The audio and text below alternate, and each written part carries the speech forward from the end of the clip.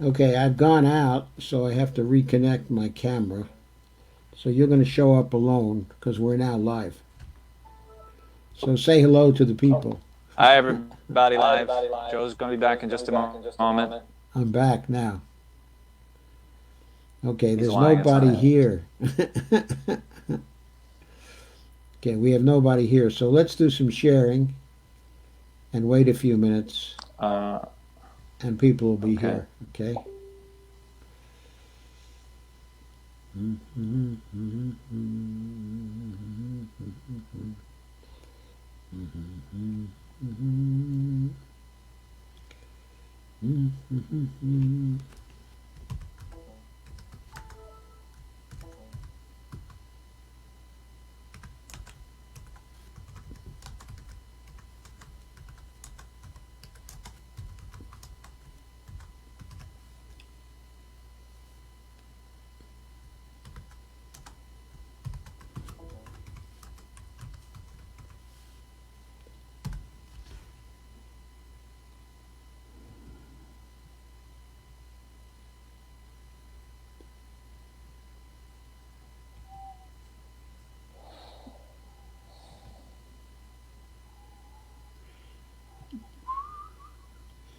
Well, it looks like we're here. I'm Can you hear sharing. me? Can you hear me now, Jeff? Yes, I can. Okay, we got a couple of people too. Hello, couple people. I think maybe Lana's here, if I'm not mistaken.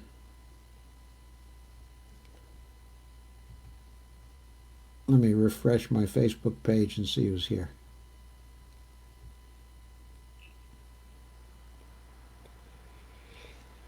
Kay's here, and Jeff Denton. They're both here. I'll share it publicly now.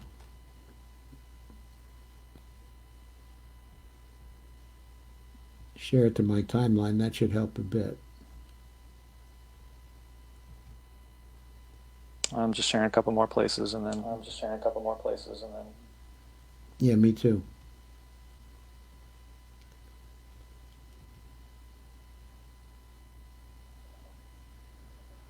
I'm sharing to new macro media What is that? and to Is the that Center for yours? the Public Purpose. Yeah. Okay, it's mine and Matt's and Matt who? DC. Um, actually, it is Matt Waldy Okay. and but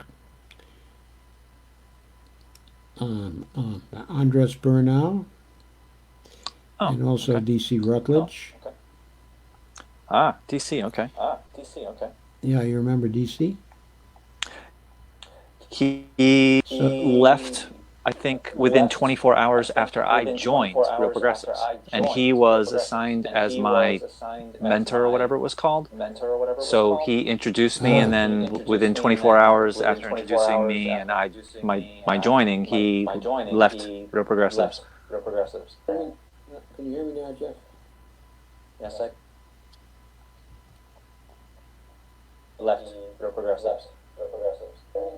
Whoa, I'm hearing a cycling echo from things we said long ago.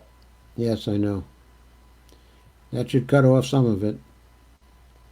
Hello, gentlemen. Jeff, you have an echo.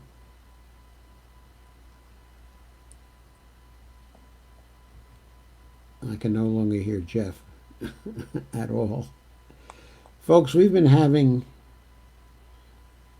some problems. The reason why we didn't actually put up any announcement is that we encountered unexpected problems in getting this done. And I have no idea whether you who are out there can hear me right now at this point. Can people hear Joe? Can you hear me? How is the sound out there? Joe's concerned you can't hear him. Yes, I can hear Jeff, but Jeff, can you hear me? Yes, I can. Oh, that's good. Okay, can you turn down your sound, Jeff? Because perhaps that's what's causing the bad echo out there. I have no ability to do that. Okay, It's just using an iPhone. Oh, you're using an iPhone.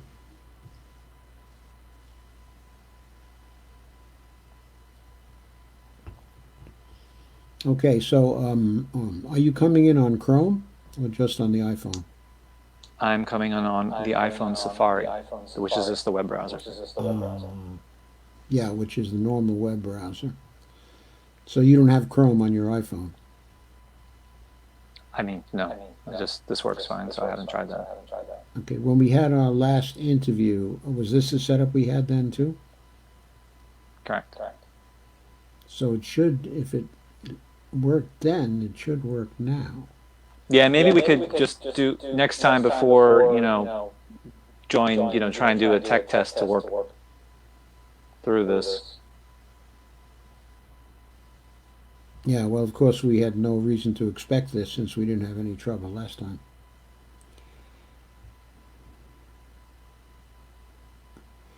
So evidently there's no echo on my side, but there's an echo on your side. It's But fine. maybe I'll it's deal with not it. on your side. Perhaps it's coming through my system.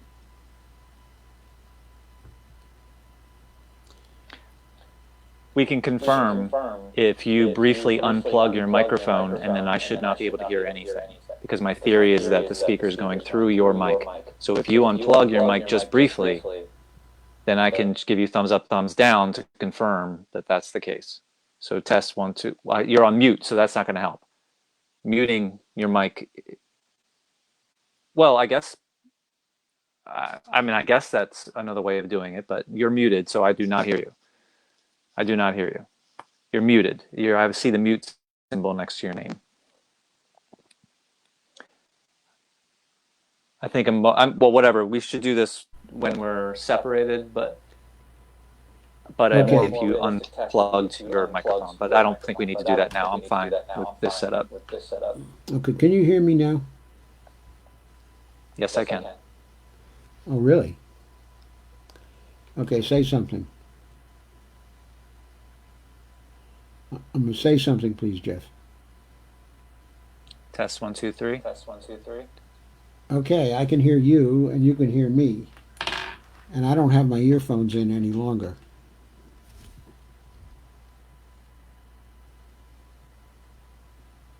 Okay, so Jeff, are you all right? Yep. Okay, no echo now, Jeff. I hear an echo, but it's the same. It's just put your mic far, whatever, far away from the speaker, whatever. Just do the best you can. Okay. So that's the best I can. That's fine. It's fine. So let's get started, Jeff. Let's do it. Okay. Okay, so this is your interview, so ask me questions. And I'll try not to, okay? And I'll try not to tell you any lies. How's that? Ask me no questions, I'll tell you no lies, right? Hey, Dolores, how are you? We've had a lot of technical problems tonight, but maybe we got them worked out. Lana's hearing an echo. Interesting. Okay. Well, hi, Lana. Hi, Amber. I believe Amber is the person. You're the person that does the weekly tweets for the you make that cool video of the weekly tweets with the animations. Okay. All right. Good evening, Joe. How are you? I'm fine, Jeff. I'm really fine. I have okay. How about we just start off with we don't need to go in. We don't need to spend a lot on it, but just just a brief review of how the past week or I guess 2 weeks has anything significantly happened regarding coronavirus with you? Oh, you mean in terms of our health? No, not in health, just experience. Just experience? Well, we've been, of course, watching. We have been watching it spread all over the world, of course, and especially here. And we know that the problem here has been that we were very delayed in getting to the coronavirus, in actually implementing the isolation measures. In other words, pressing down on the virus. And we're very late in testing, and very late, in getting equipment to people, and very late in making the adjustments to the economy we have to make, in order to allow the economy to stay in existence. Yep. So, we have all this happening, at once. And obviously, the president is doing his best to try to persuade people that he's doing a great job, when anybody can see, just from comparing what's going on in this country with what has been going on, in many other countries, that at this point in time, he's probably doing the worst job in the world among those nations that are considered to be fairly sophisticated from the modernization point of view. How many cases? You live in Virginia, am I right? How many cases do you have there? We live in Virginia. We have a relatively few cases here. I haven't really kept up on a day-to-day basis, but it's a relatively small number of cases, something like 200 or 250 at this point, I think. Wow, for your whole state? Yeah, for the whole state. So it's really Wow. hasn't started spreading, but, and I put in a but, Washington, D.C. is now definitely a hotspot. And so Northern Virginia and the southern part of Maryland, outside, of Washington, D.C., are also going to be hotspots. I mean, we can just tell this is going to come on. And now, I live about, 35 miles west of D.C., something like that, in Ashburn, Virginia. I'm not even sure that it's, 35 miles west, of D.C. It's about 5 to 7 miles west, of Reston, Virginia. We haven't had much spread out here yet, in Loudoun County. I think there might be maybe 40 cases out, in Loudoun so far, thus far. Wow. And I think there have been 2 deaths out here, thus far. Wow. You realize how many we have here? In Jersey, you mean, or New York? Well, in Jersey. I know that there's a fairly large amount, in Jersey, because it's so suburban to New York and Philadelphia, which both are fairly hot spots. Well, Of course, fairly. New the York, center, is, the epicenter of the United I believe States. New York has just exceeded or is very close to 100,000. Yes, I think so too. It's the epicenter in the country. And New Jersey, and an hour north of me, or actually it's starting to creep closer now, but 45 minutes to an hour north of me, the whole upright, next to New York, is the state we have 40,000 more. We just exceeded 40,000 cases. Yeah. But most of it is in the upper right corner next to New Jersey. We just had our first case, maybe when I first spoke to you, or a couple of days after I spoke to you 2 weeks ago. And our county has maybe 200. Our county has around 200. So are people staying home in your county yet? Hello, Jeff. Can only hello, hope. Jeff. Are people we're staying home in your county? I can't answer that because I'm home. I don't know what's going on outside of my home. All I know is that I'm staying home. I went grocery shopping again on Saturday, and it was pretty packed. And I was surprised that I could basically get everything I wanted. A few things disappointing here and there, but not that big of a deal considering this situation. We were grocery shopping here today, and the Costco, very, very interesting. It was really quite empty. There wasn't a long The line products to or get the in. people? Huh? The people inside of the Costco, okay? They had let in a small number, okay, of people. I think they wanted to stabilize the number of people in there and to keep the number of people somewhere around maybe 20 to 30 people who were not actual workers. That's what they That's had smart. in the Yeah, warehouse. that's smart. They're not doing that here. Okay, and they were And it's a letting warehouse, a people BJ's, in. which is a competitor to Costco. Right, and they were letting people in, but two people at a time. Okay, we found a lot of what we were looking for. Okay, at Costco, but Costco has been out of paper products here for some time. Hmm. So for the first time in a long time, we found some tissues here.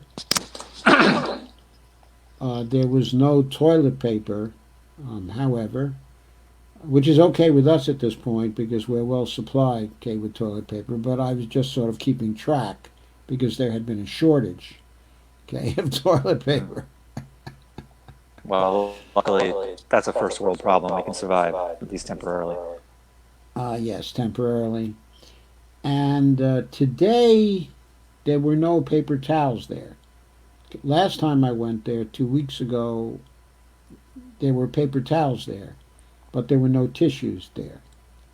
So there's definite problem with paper products. In the local markets around here, there's a problem with paper products as well.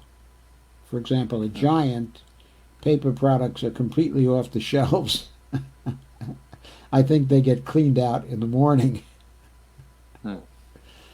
And after we went to Costco, we went to Trader Joe's, which is a normal trip for us. We go to Costco, then we go to Trader Joe's.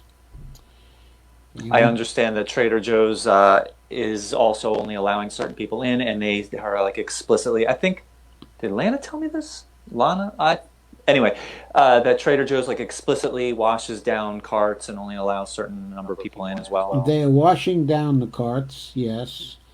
And at Costco, they were wiping down the carts, okay, as well, with wipes, okay. And uh, most of the people by Costco now that were in some way dealing with the public, were servicing the public, were wearing Well, masks, okay, at this Joe, point. people are telling me that they have an echo for me. It's not just me hearing the echo.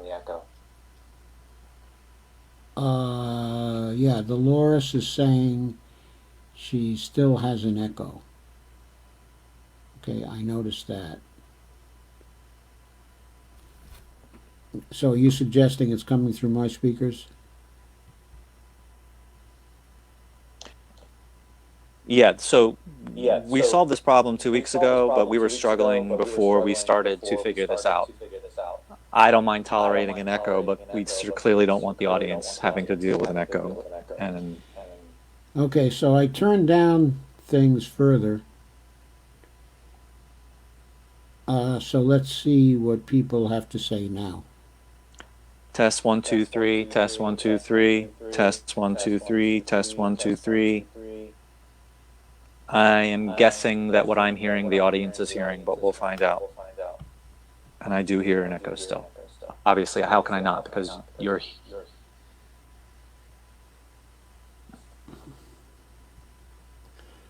I'm trying not to turn everything So it off looks like we because got if to I figure do this that, out, then I can't hear you.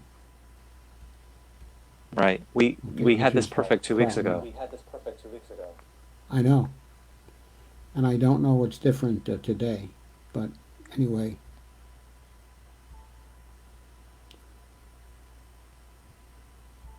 okay, So talk. test It one helps two me to three, adjust test things. 1 2 3, test 1 2 3, test 1 2 3. Test You're gonna one, have to two, tell us three. out there if I have an echo. I'm guessing that I still do. I mean, I do for myself, but I'm okay with that. But I'm predicting Okay, that we it's need the some same more for the help in audience. comments, people. If you could help us again, Dolores, are you still hearing an echo?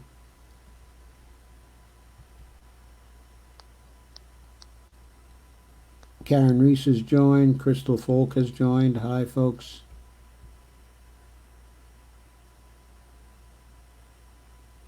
Okay, Constantine, when I turned the speaker off and had the earplugs only some time ago, I couldn't hear Jeff at all. It was impossible. So that wasn't the right setting. It wasn't working.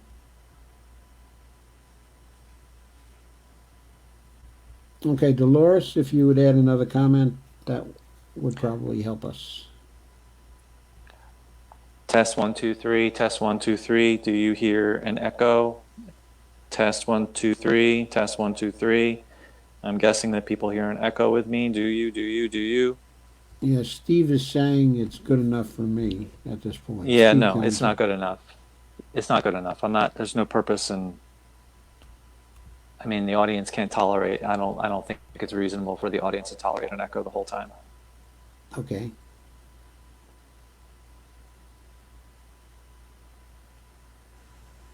Actually, you know what? I can hear. I can test myself. I can just listen for myself. Test 1 2 3. Actually, I know, but I'm going to create it by doing this.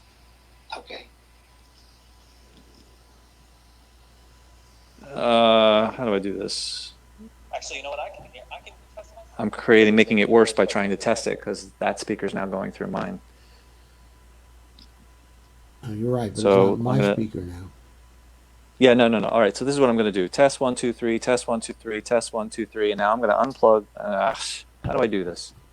It's not even possible to test because even if I unplug my headphone, it's still going to be the microphone on the phone itself. Uh, yeah, I'm sorry. I don't know what to do. Okay, Steve says he's not getting an echo There's from no you now. echo. Steve says Yeah, there's no echo. yeah. Steve All DeGonzo right. says there's no echo from All you right. now. So we need feedback from other people, but I guess meanwhile we can continue for now. Okay, let's continue for now. Okay, Uh, so to don't remember continue recall what you were on saying. Trader Joe's, they Yeah. were So just say that again. had very few people in the store. Okay, at this point, I guess because most people were staying home, they were letting only a few people in at a time, and were very careful to wipe down the carts. But they've been doing that now for some time. Inside of Trader Joe's, a lot more of them were wearing face coverings, okay, masks, okay, but not everyone. But they've been very careful about keeping the store quite clean, and so we have felt safe at the Trader Joe's. This is probably the first time today that I was feeling safe at the Costco. They seem to have really tightened things down.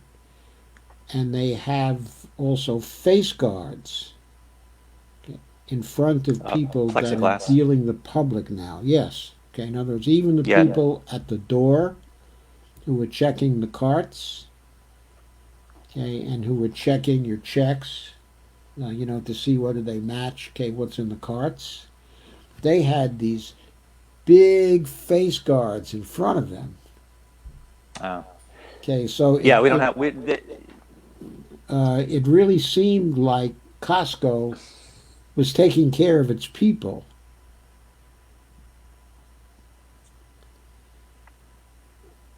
No echo So Sandy here, says that. Jeff, Sandy but says Sandy that their says echo there is is back. now whatever you did brought back the echo.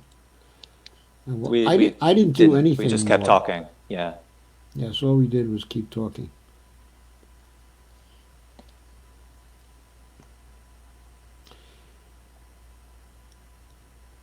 Okay, so anyway, Joe. I think that's the situation here. Fewer and fewer people are going out. More and more people, okay, are isolating. And in the active senior community, okay, that I live in here, very few people, okay, are going out.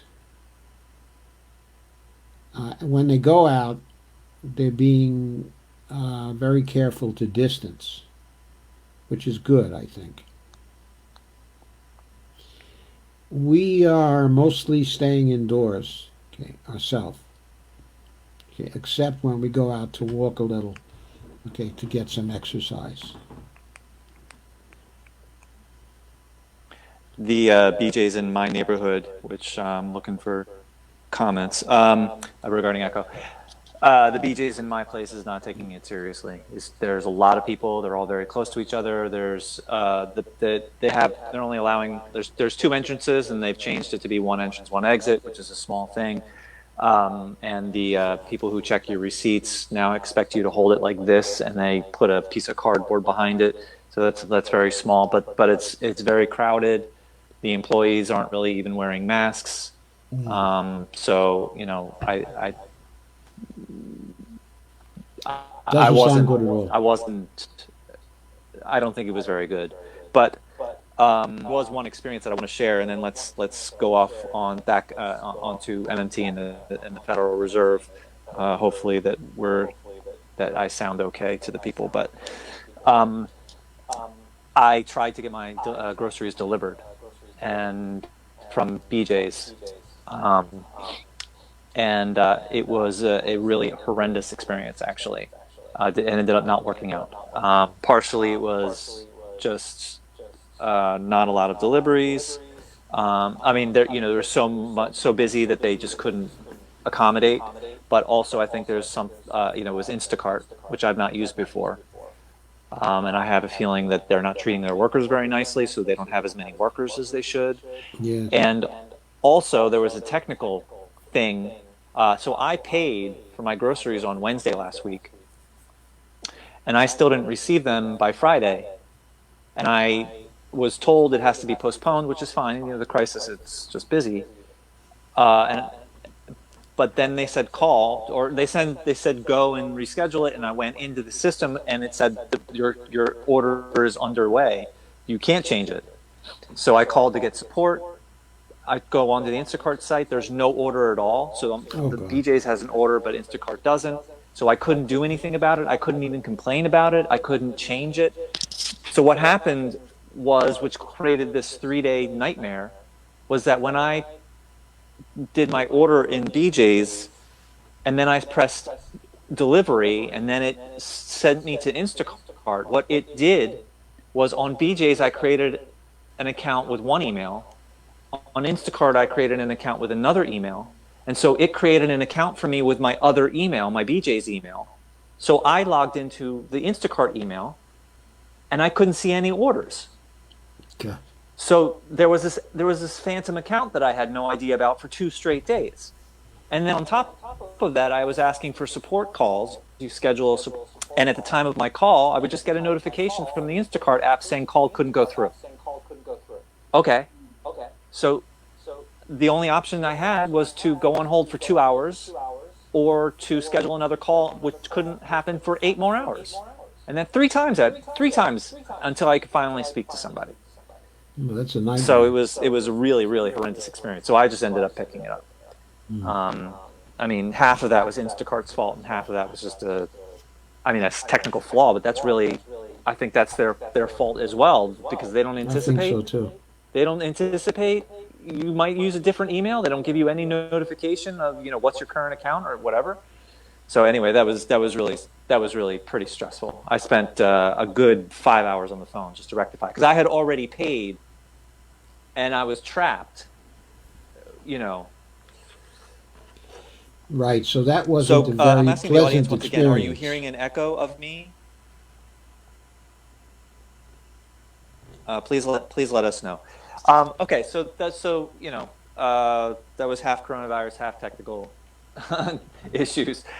I know you want to talk about the Federal Reserve. I actually have some questions. I've been doing a lot of reading of Nathan Tankes's. I read the articles you suggested. I watched your video. I skipped the I did not watch the coin section of that video, but I watched all of the rest of the 2 articles that you went through, David Dian and New York Times Stephanie Kelton article.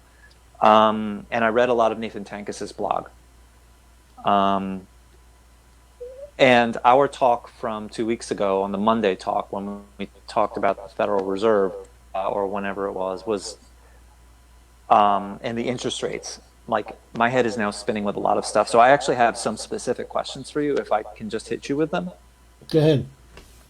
Okay, so the first is sort of just out there, and I just want to get your feedback. So in J.D. Alt's article, which you suggested to me, The People's Money, Yeah. in the part 1 of his article, The People's Money, he says that if the government, someone is being skeptical about it, if the government issues the currency, then why doesn't it just give it right back to itself? Leave me out of the loop, get me out of this, And clearly the answer is they need me to do stuff, and so that's why they give me the currency, and I just have to give it back to them because that gets me to do stuff that they need me to do. And it brings up a question, and I have a feeling that the answer is similar. And again, audience, I am really curious if you hear an echo. I'm glad I'm not seeing comments, but I'm skeptical, and I have a feeling that you are. So please let us know. People out there, 16 people out there. Okay, so that brings up another question, and I have a feeling that the answer is similar, but I don't get quite what that is. And that is, Congress, many representatives of Congress are bought and sold by billionaire backers. They're, money in politics. And it makes me wonder, why are Congress members who are the ones that voted? You hear an echo. Sandy hears an echo. Joe, do you really want to keep on going for 2 hours with people hearing an echo? I'd rather try and do this right, and I don't know what, but Steve says Jeff has an echo, but not too bad. Yeah, I really, I mean, I want to make this into an episode, and to have me echoing the whole time is really, and it's for this audience as well, just live, to hear this echo the whole time. I would not want to listen to it, to be perfectly honest. Okay, Sandy says it's fine.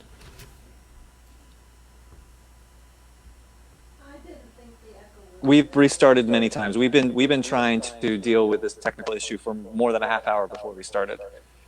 Right.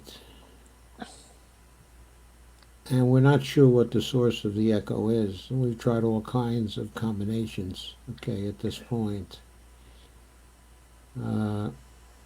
Kay says, Sandy, I posted a great interview on my page with an epidemiologist not owned by the White House, in case you want to share it to your group. Jim says, I'm cool with the echo. Okay, Nikki King says, restart. Don't think that would help, Nikki. I would much rather figure this out once and for all, because I want to keep talking to you. Not just now. I enjoy talking to you, and there's obviously a solution somehow, somewhere. Okay, it's pretty bad on my end, Nikki says. Right. Okay. So would you like us to end this broadcast now, then? No, I want to figure this out so we can do this ongoing without having to stress about this. Okay. Well, I don't mean to waste people's time out there, but. Okay, I can try to turn down some aspects of the sound still further, and see what happens. What mic are you using right now? Are you using the one on your headset, or is there a separate microphone? I'm not using my headset now. I'm using my Samsung microphone.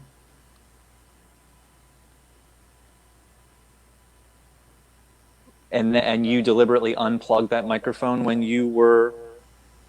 Whatever Jeff unhooked, there's nothing to unhook. I'm just using this in my phone. Yeah, so I was going to say, that Samsung microphone that you're using... right, the so Samsung you're microphone, using that in your phone. Yeah, this is just my phone. What I am using Okay, what I am using is the Samsung microphone. I have my system sounds on, but they're down around now maybe 9-10%. Okay, Test one, two, sound three. Let is me see if I can hear also myself. coming through my browser.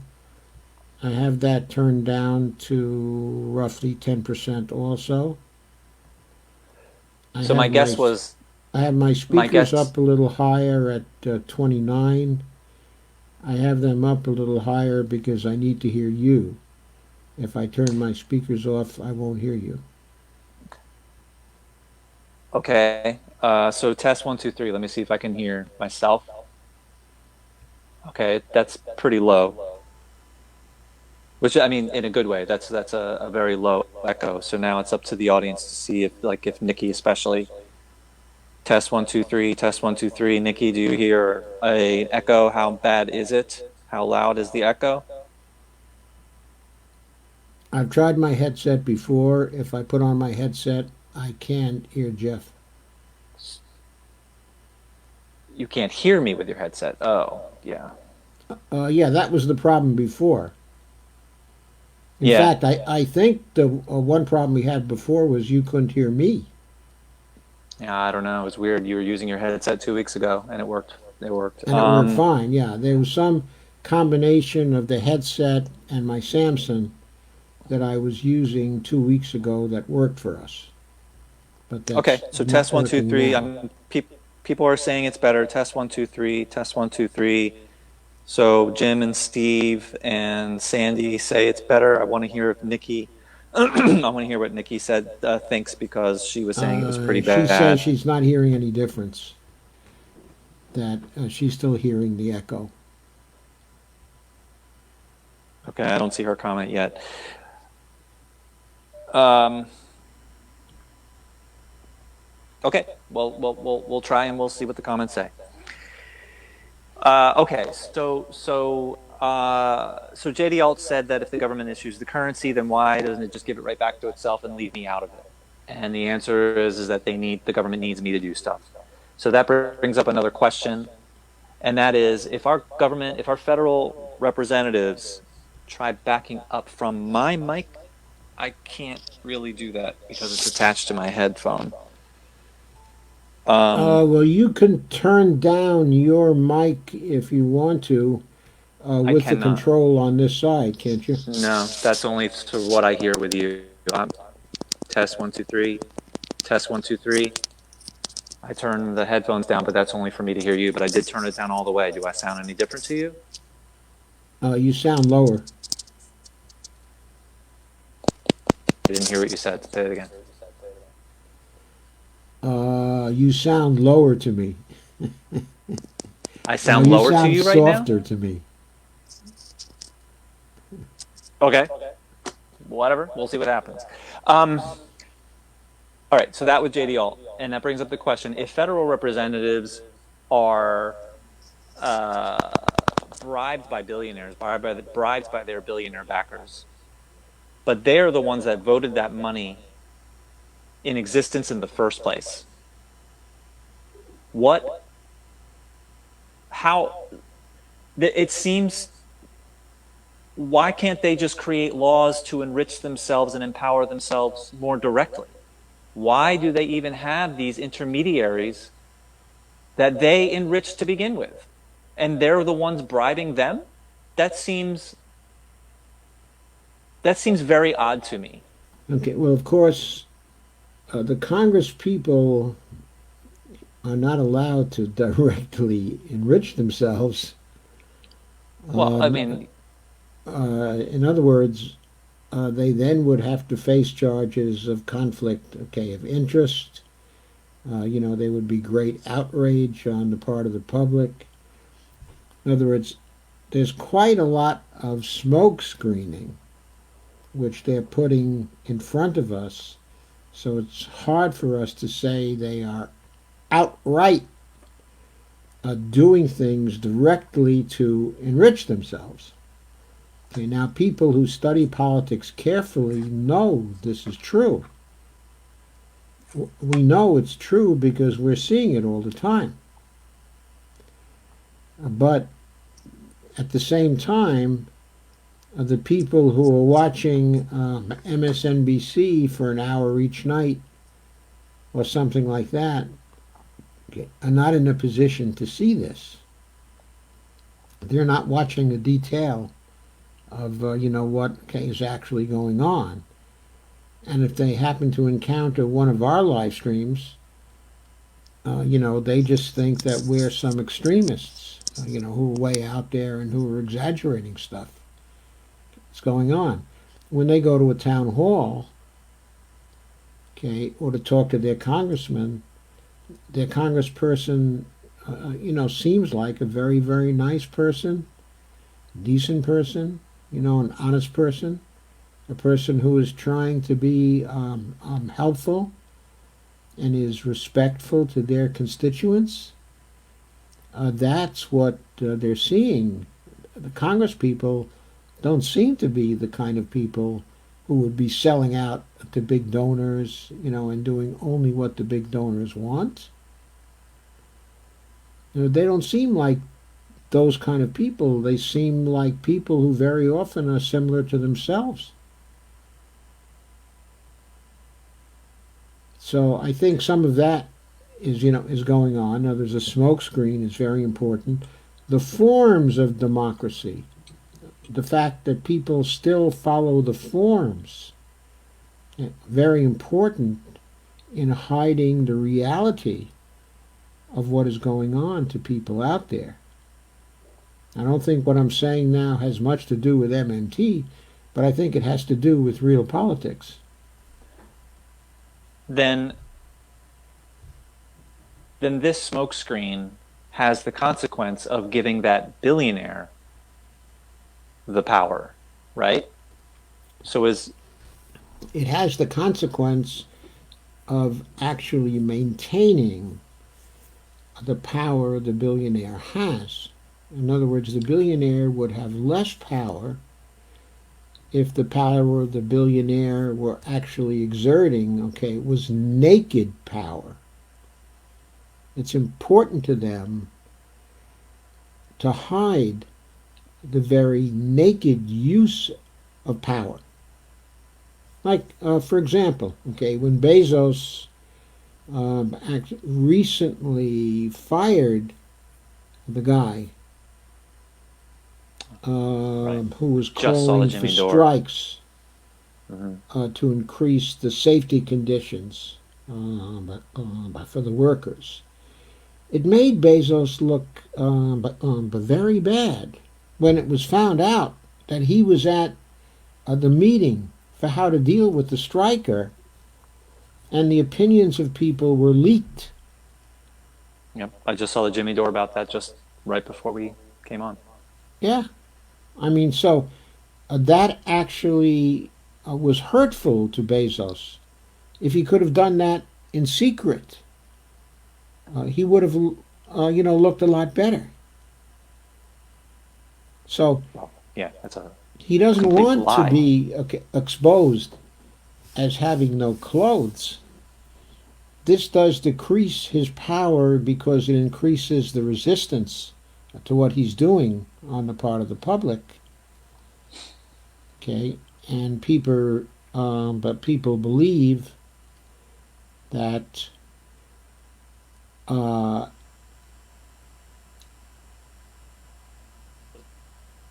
what people do is start talking about doing serious political things to constrain his power.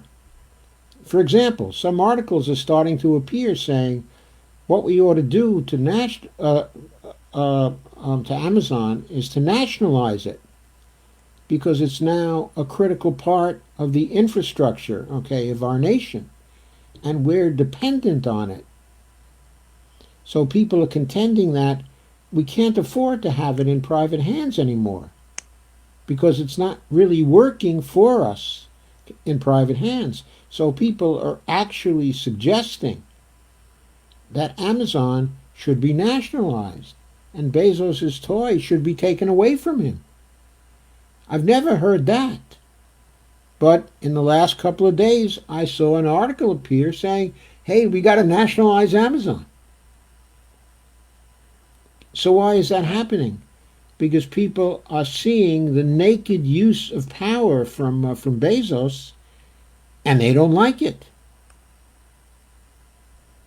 So Nancy Pelosi and Chuck Schumer, these are tools of the billionaire, as opposed to they came in fresh and were, I mean, I don't know. I guess it doesn't really matter. That answers my question. That Congress is really an arm of the billionaires. That they do come in fresh, but they're the only ones that get to stay are the ones that the billionaires can influence the way that they want to influence.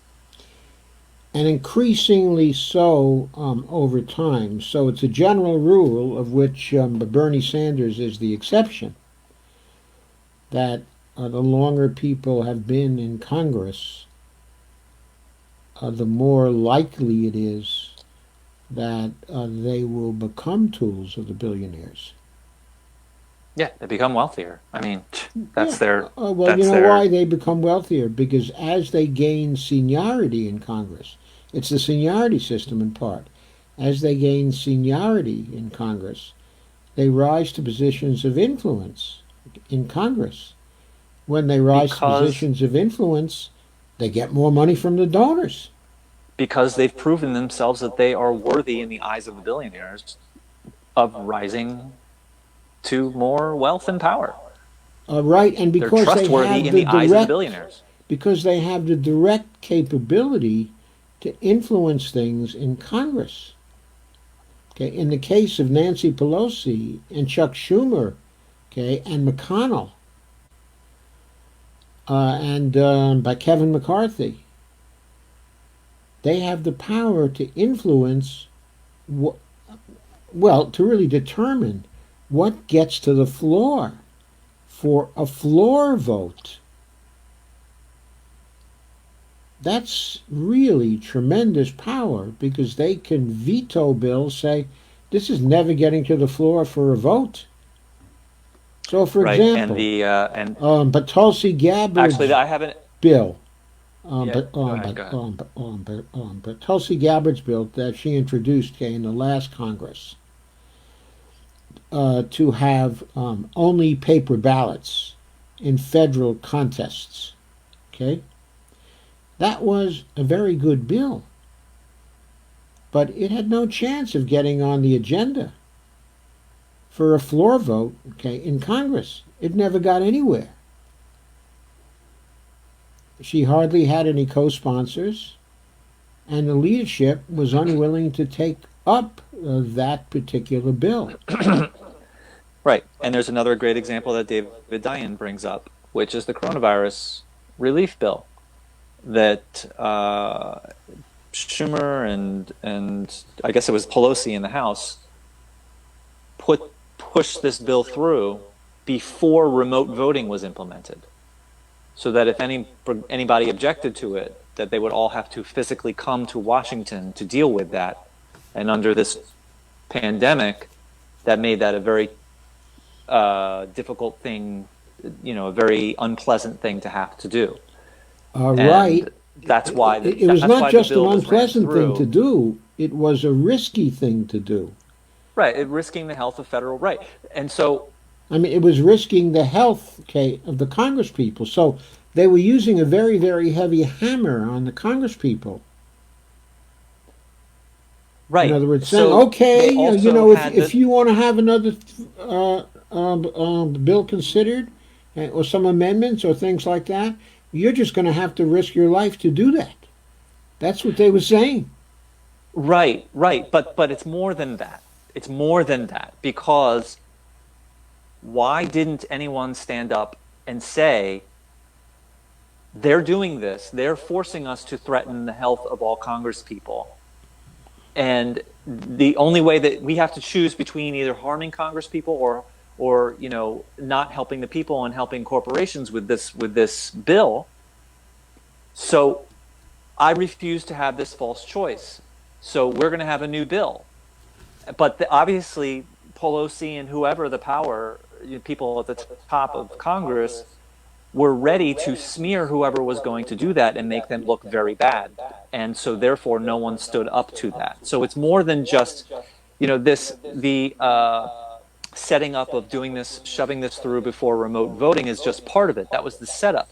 There was something in addition that was the extra threat that if anyone did stand up to this, that they would be torn down somehow. You know what I mean?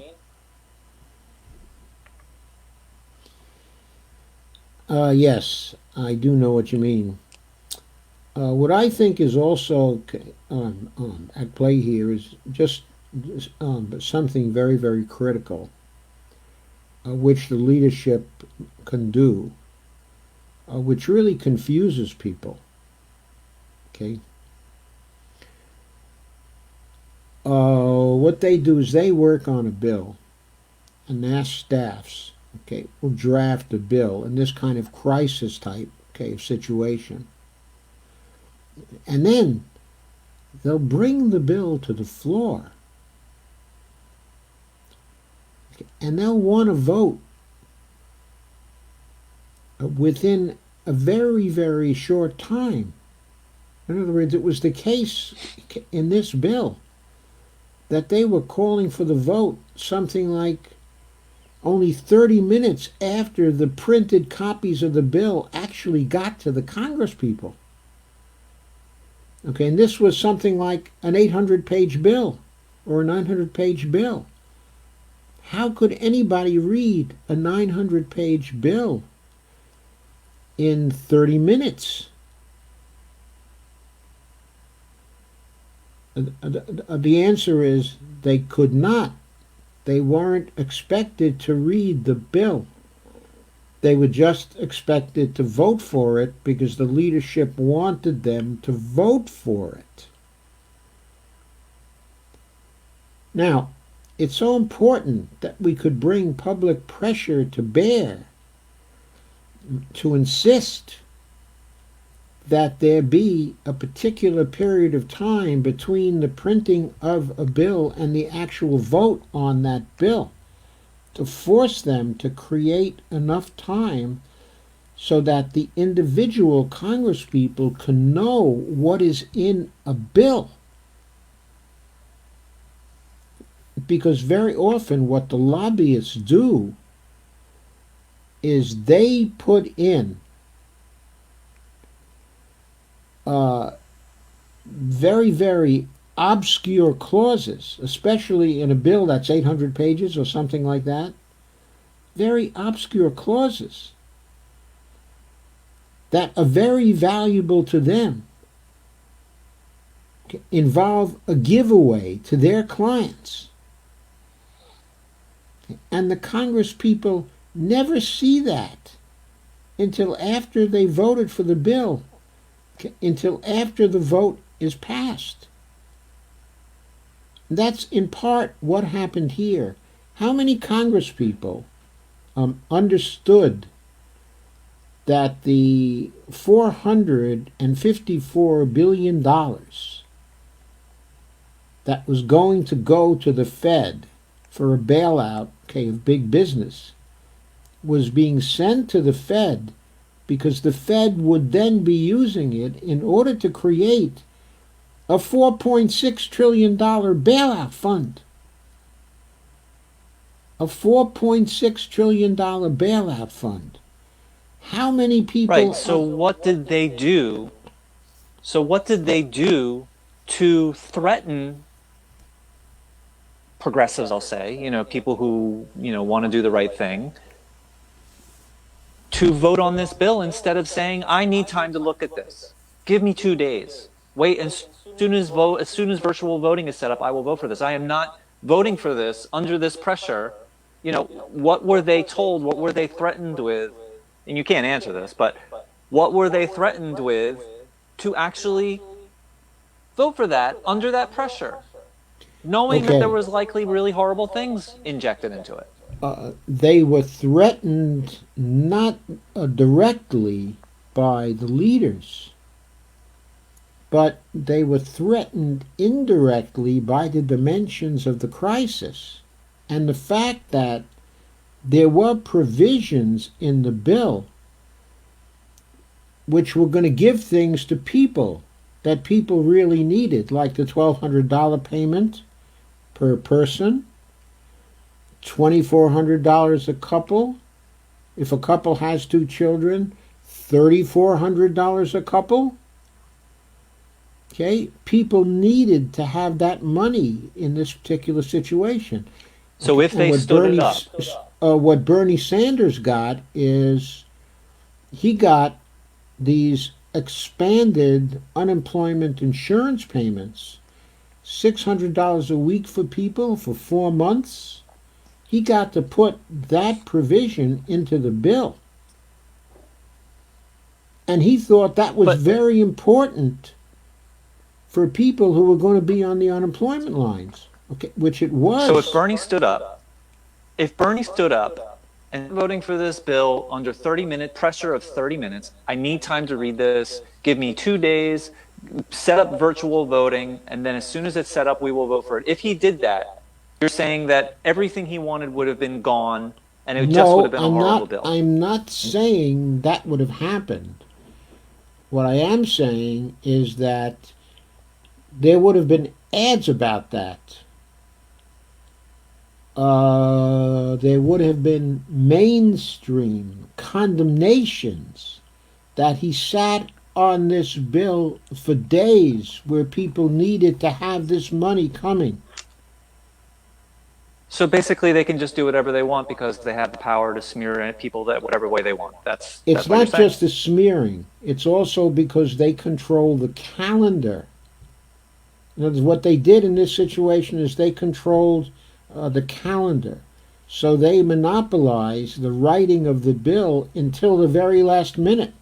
So other people This, would this, not have time to read it. so this basically sounds like omnipotence to me, and that there's no hope. That it sounds hopeless.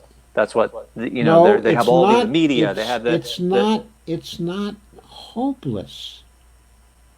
But it requires that we organize people, that the it's hopeless movement within the official system. organize, that we tightly organize, and that we use a very blunt instrument of power. And that blunt instrument of power has to be that we developed, was it 1,400 pages long? I thought it was only 800. Okay, it was very long, Nikki. Thank you.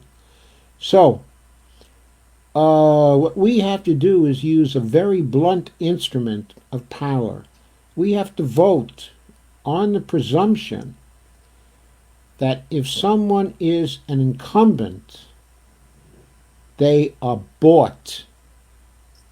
And we have to vote then in every election to get rid of the incumbent and to focus especially on incumbents who are in positions of power in the Congress.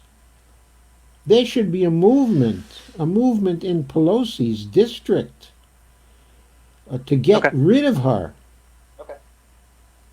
Okay, there should be a movement, okay, in Okay. McConnell State to get rid of him. I mean, people should have a bias towards getting rid of him because the bottom line is the results they're getting out of Congress are not good results for people. And if these are not good results for people, whose fault is it?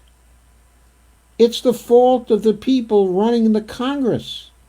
Bernie Sanders is not running the Senate. Right. Okay, And the and people your and congressman, the congressman in your district is not running the House. My congressman, okay, who's Jennifer Wexton, is not by running the House. But if she had a progressive here who was running against her, then I would vote for the progressive because she's establishment all the way. She's a very nice person. She's the kind of person that you'd want to socialize with. She's smart. She's decent. She has a nice family.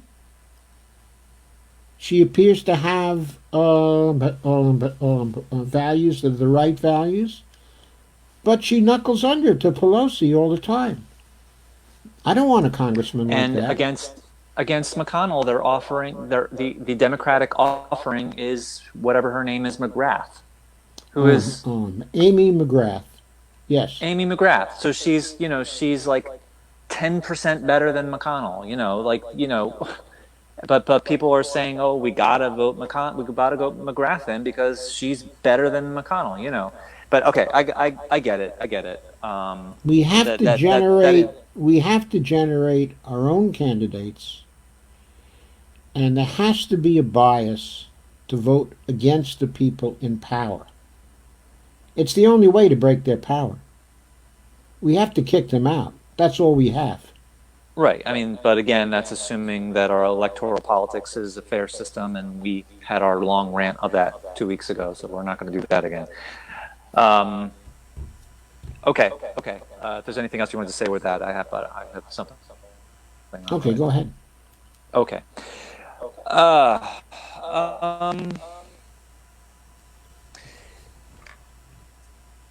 when a bill is passed and it costs $1 trillion,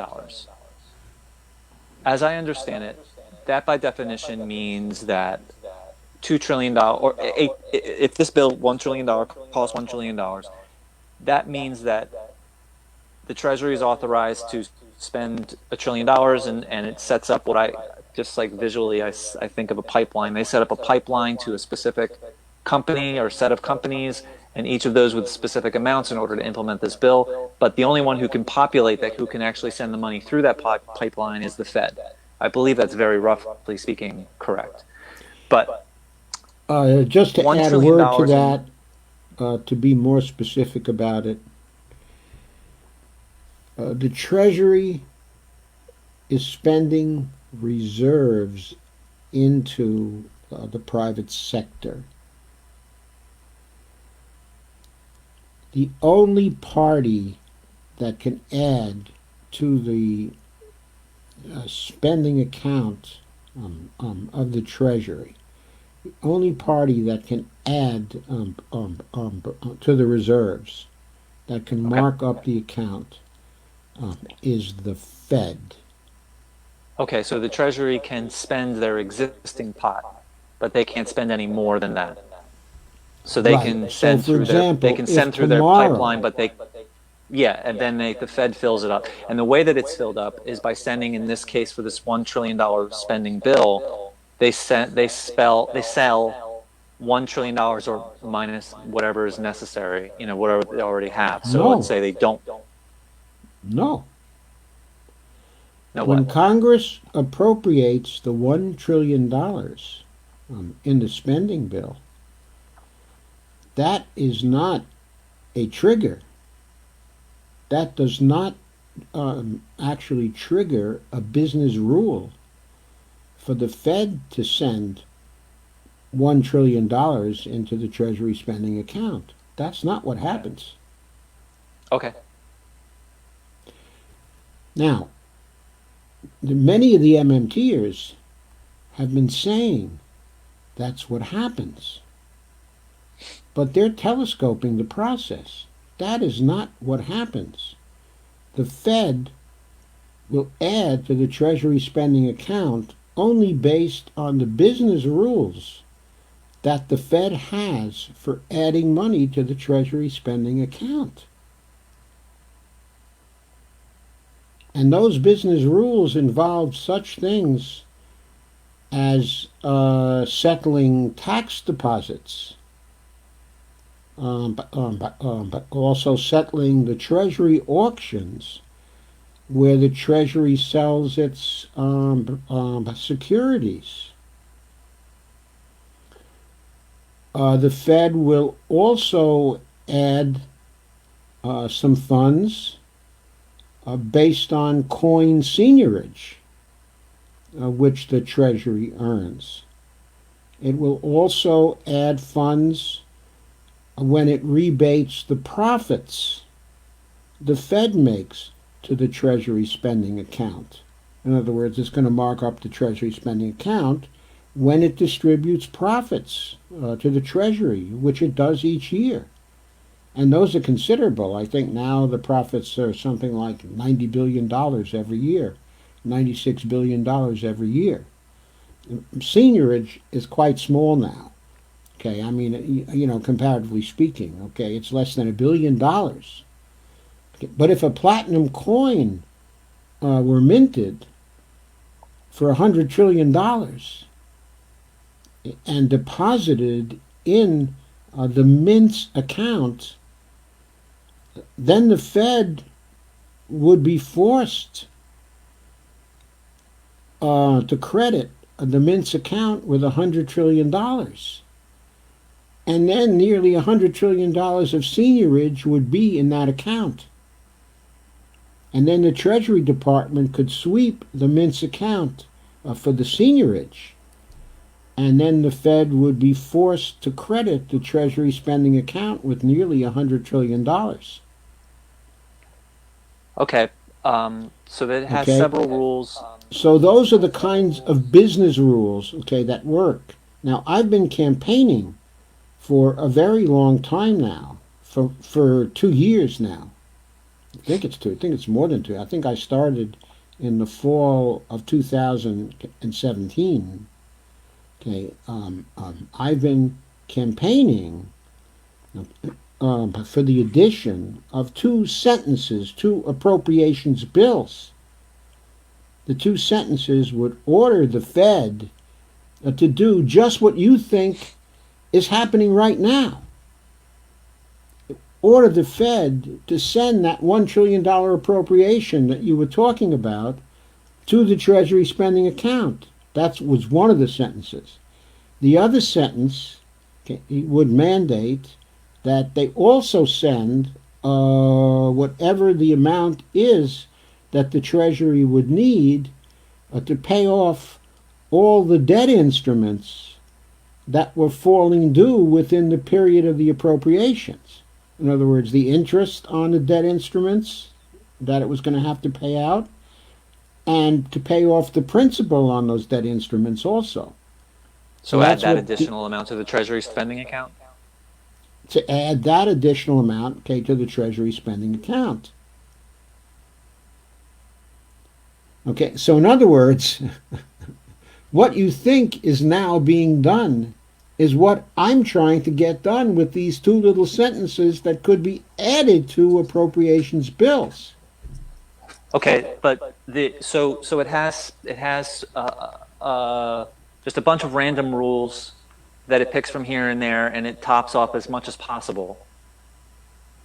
And then I would think that those random rules do a substantial amount of what the Treasury needs in this $1 trillion example, but it still needs to do more, I'm guessing.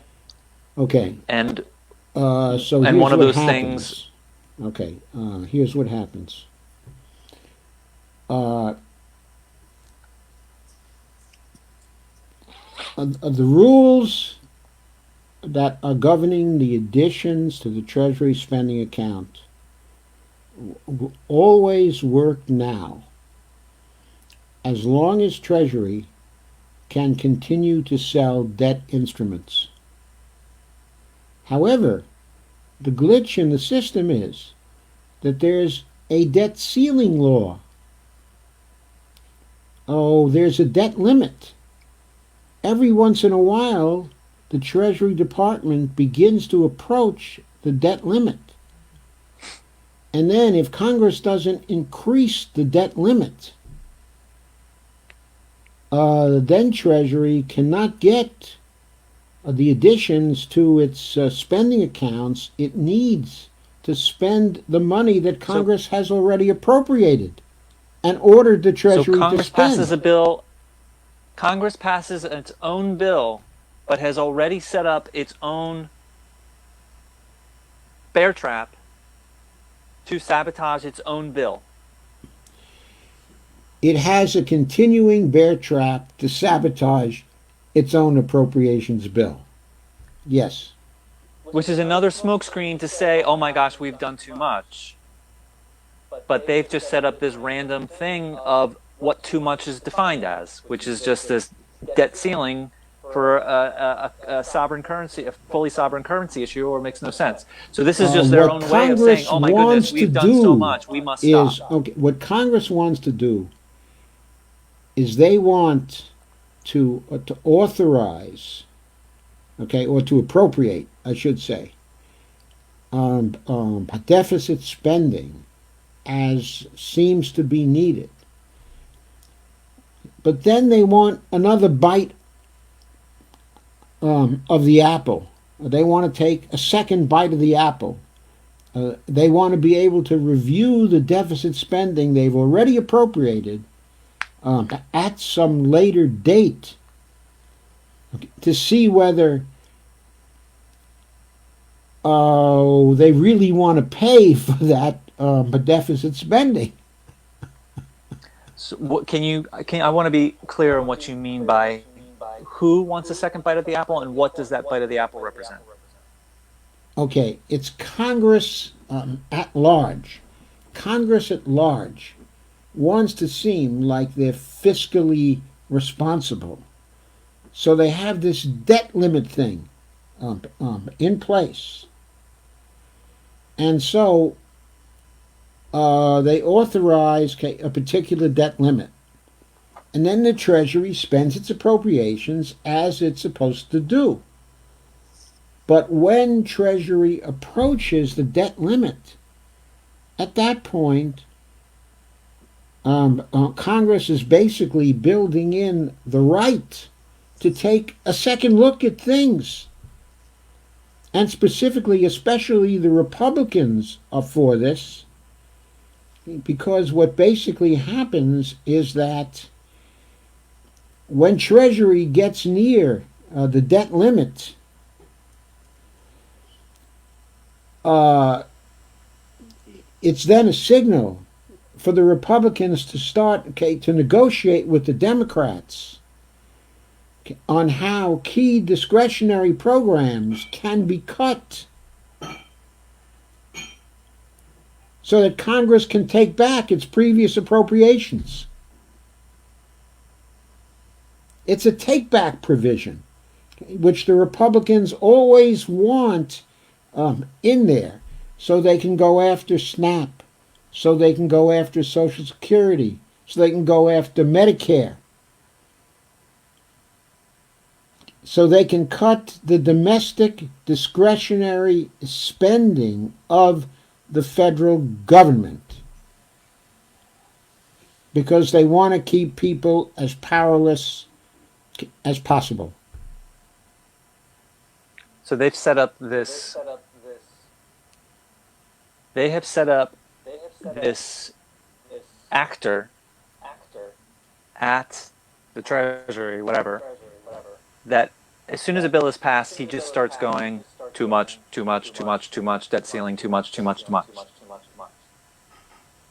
And then Congress points at this robot that they built, saying, "Oh my gosh, it's too much. This robot that we built says it's too much. We're not being fiscally responsible." So they built this. They built this fiscally responsible robot to just to basically just they have this this small window that as soon as they pass a bill, they're obviously above that debt ceiling boundary, and then that's their excuse to point to. Oh, the debt ceiling robot says that we've just done too much. So, oh my goodness, maybe we'll continue to push this, but my goodness, as soon as this is done, we got to really take back and be happy with what you just got. That's That's it's right, just but another ruse. it's I got it. even worse than that. But the reason why, okay, it's worse than that is because, of course, with respect to the Treasury gets credit from the private sector to pay for things which Congress has appropriated. For example, okay, let's say Congress has appropriated the funds, okay, to buy a number, okay, of airplanes, a number, okay, of new bombers. Okay, and the aircraft company involved has completed the bombers, okay, and is delivering the bombers to the federal government, and then they send in the bill and they want to get paid.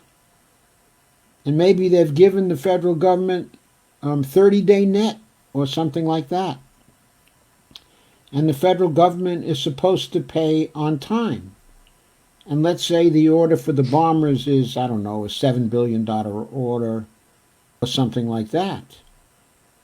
And the Treasury Department has only $5 billion in its account, okay, on that by day. And it's got to pay for a lot of other things, okay, as well. So here's a case where the money has already been spent. In other words, the delivery has been taken. The order has been made. The contract has been fulfilled. The federal government is on the hook to pay what it owes. Okay, and the debt involved is guaranteed by the 14th Amendment. And the debt limit is standing in the way. Because So the debt Treasury limit is set cannot up fill, for. because Treasury cannot get any more money added to its account because it can't sell any more debt instruments. So they set up the debt limit to basically be just this very thin layer between the ability of passing, say, $1 trillion bill. But in addition, they also have tons of payments that they've already authorized in advance for the Treasury, which blows through that debt ceiling whenever they want for it to be blown through. That's what you're saying, I think. Okay, what I'm saying is that contractually speaking, they've already blown through the debt ceiling, but they're refusing to allow, simply because they have the debt limit in place, they're refusing to allow the Treasury to raise the actual funds that it needs to make those payments which it is obligated to make. But it doesn't forbid them to do it to those bombers, I would imagine. It only forbids them to do it to, programs that help the people. I would think that Oh no, I would think that that's the oh no, case. sometimes it happens with the bombers also.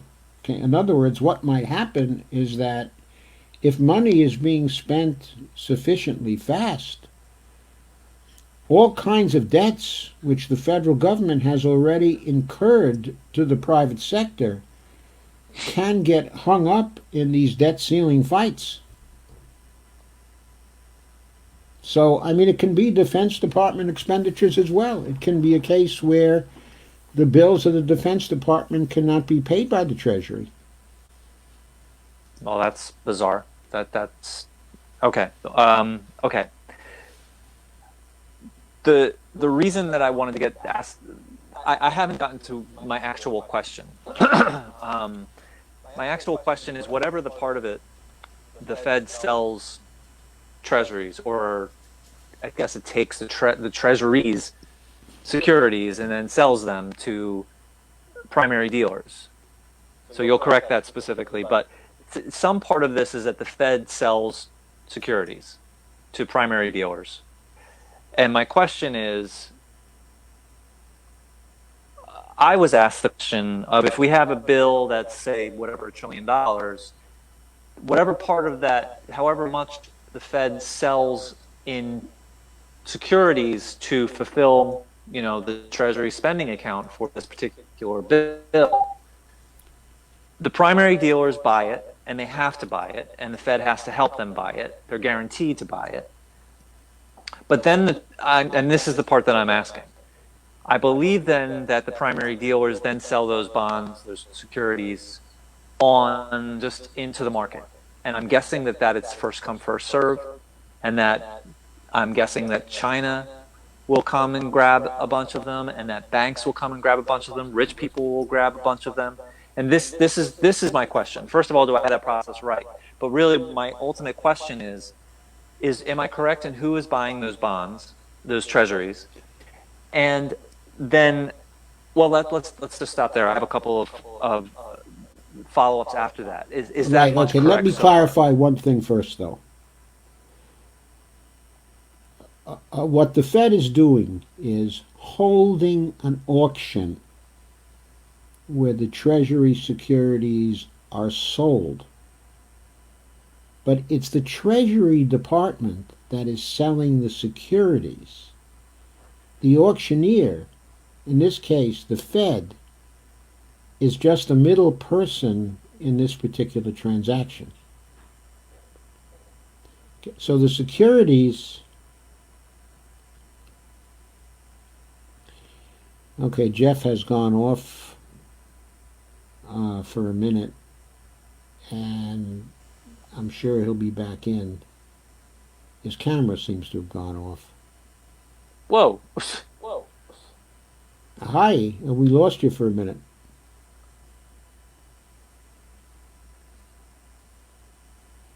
Jeff's camera seems to have gone off. Oh, no one saw that. He is. Go on. Hey, Jeff. No one saw that. Go on. Yeah, no one saw that. Okay. Okay, so what I wanted to clarify is it's the Treasury selling the securities. The Fed is doing the auction. Okay? Okay. Okay, now sometimes, what happens is the primary dealers at times don't have enough money to actually buy the securities which the Treasury is selling. So what the Fed will often do in that particular situation is that they will do a swap with the primary dealers, so the primary dealers can buy the securities. Okay, in other words, what they may do with the primary dealers is to buy other assets or other securities which the primary dealers happen to own. And they'll swap those basically for reserves that they give to the primary dealers. Huh? Physical stuff in some cases? Not but physical stuff, but maybe mortgage securities or private securities or even other Treasury securities that were previously sold to the primary dealers. But not like resources, not physical resources in any way. No, generally they don't do physical resources. I mean, I'm not sure they never do physical resources or they can't do physical resources, but that's not what they normally do in the operational way. It normally works. What they're doing is they're trading for financial securities. The Fed is buying the financial securities. It's giving the reserves to the primary dealers that they need to turn around and buy the Treasury securities. And when the Fed actually does that, it guarantees to the primary dealers that at some future time, if the primary dealers want it to happen, that they will buy back these Treasury securities from the primary dealers, if the primary dealers want to sell them back to the Fed. In the same auction? No, not in the same auction. That's in future time. Oh. Okay, in other words, there has to be some distance. Okay. Okay. So I have a question about this, which is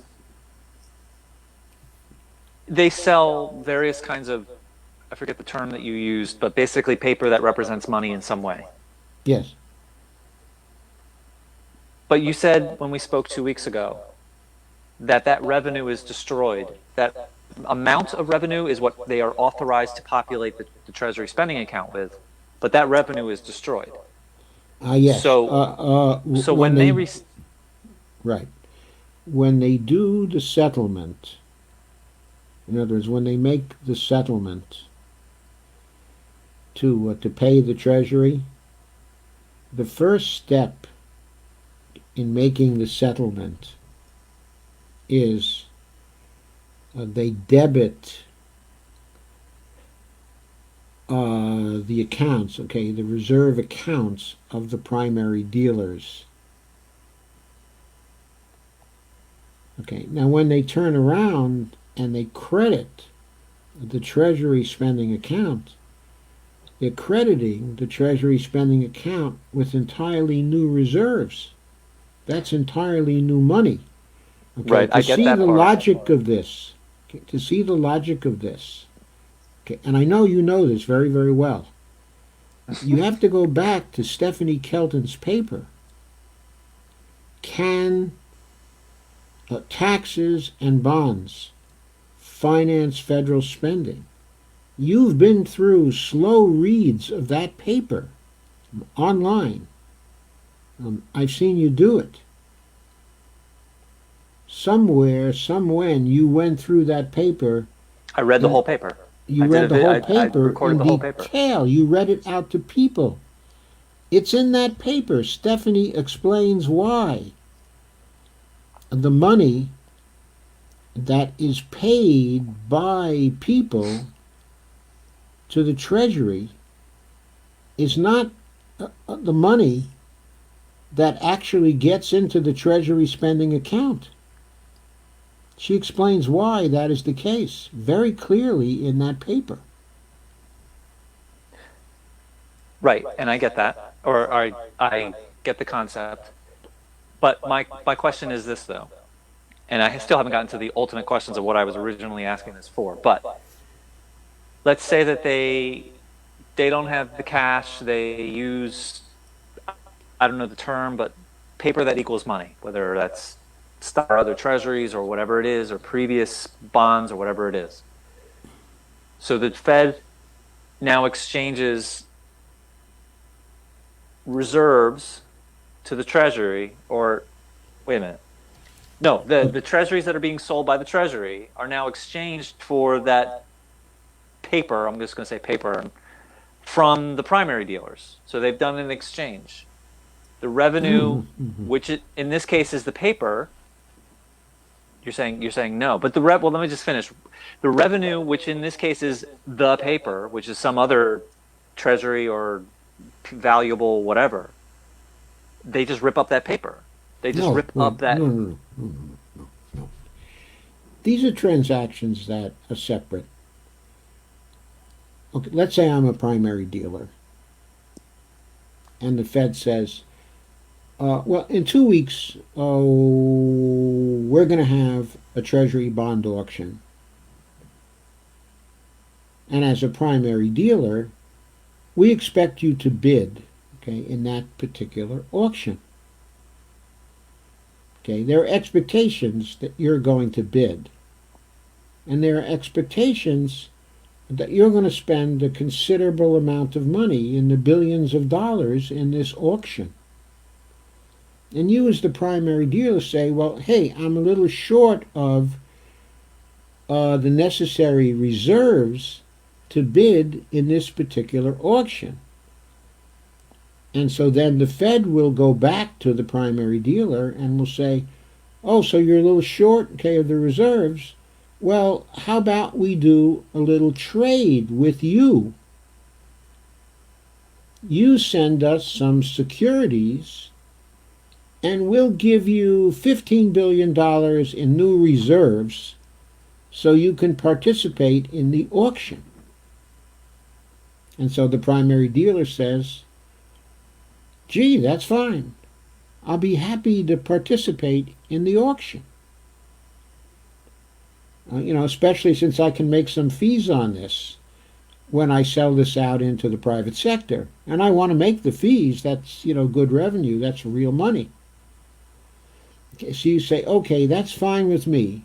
I'll do this deal. Here are the securities that I want to sell you. Okay? So the Fed says, fine, we'll buy these. There's $15 billion worth of securities here. So we'll buy these, and we're giving you $15 billion that we create out of thin air. Because that's what they do. All they do is to mark up the reserve account of the primary dealer. Okay? Mm-hmm. Got it? Good. But when they receive that from the dealer, whatever was received, which I have the eligible collateral, which could be investment grade corporate debt securities, international agency securities, commercial paper, and so on. When the Fed receives these in payments, if they do have those things to do it, then that collateral is the revenue, which means that that collateral, that whatever it is, commercial No, paper. that collateral is not the revenue. Those are securities that the Fed is buying. The Fed then owns those securities, and the securities go on the balance sheet of the Fed. In other words, the securities the Fed is buying for the primary dealers are now part of the balance sheet of the Fed. Those Okay, assets are not destroyed. then what I'm struggling with is that you're saying that the revenue is. I understand that the revenue of these auctions is destroyed, but in some cases they don't pay with money; No, no, they pay no, with no. collateral. Wait. Separate transactions. We're not talking about the auction yet. We're talking about the pre-auction period where the primary dealer is dealing with the Fed and is asking for reserves so it can participate in the auction. Oh, And there's that's a a whole separate new level which I was not aware of. So, and that's a separate transaction. It's linked by expectations and informal rules of various kinds, but it's a transaction which is separate. It's a transaction that sends primary dealer securities that the primary dealer was owning. It sends those over to the Fed, and the Fed in turn is sending reserves to the reserves. primary dealer that the primary dealer can then use in the auction that it can Okay, use to buy the Treasury securities. That's why the auctions never fail. got it. So there is a whole preparation stage to these auctions, Yes. and that's where this collateral can be exchanged. So the Fed Well, it's not. creates. It's not really collateral. In other words, when you're talking collateral, you're talking about a loan, which is backing a transaction. This is not a loan. This is a swap. The Fed is buying the securities With newly created reserves. with reserves created by the Fed. Yes. So it's swapping a collateral for newly created reserves before the auction starts, It's and they not don't need it's not swapping collateral. It's what the Fed is looking for is securities to buy with its new reserves that it gives to the primary dealers so the primary dealers can participate in the auctions. I think I'm saying the same thing, maybe in the wrong way. So before the auctions, they don't need authorization for this. This doesn't matter if there's bills or whatever.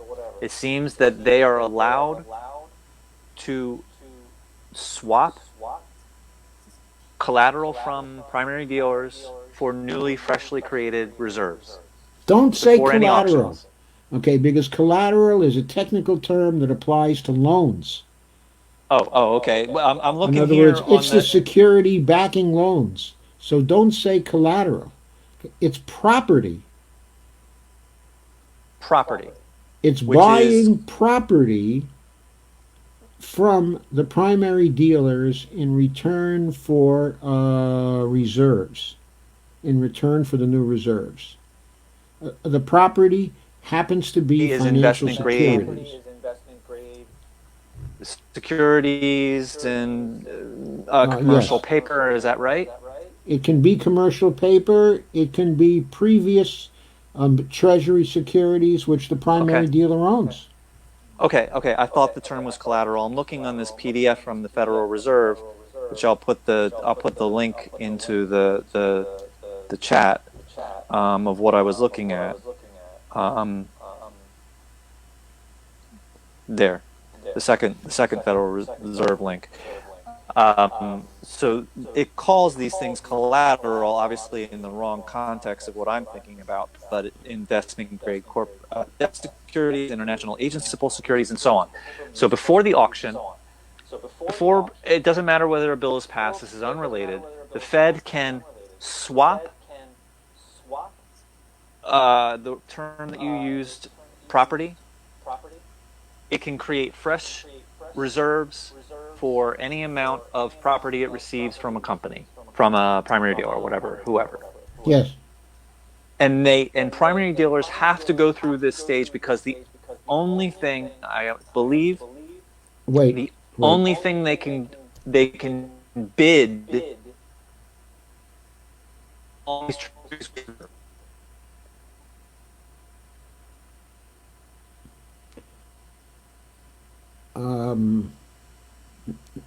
Okay. Are we back, Jeff? All right, so I'll say it again. I broke up or something. Yeah. So they swap their properties for freshly created reserves. It doesn't matter whether a bill is passed. It's just this is what the Fed can do. They can create freshly created reserves for property from the company, commercial paper, whatever. And that is a preparation stage for an upcoming auction. For example, when a bill is passed. The only thing they can purchase treasuries from the Fed during an auction with is with their own reserves.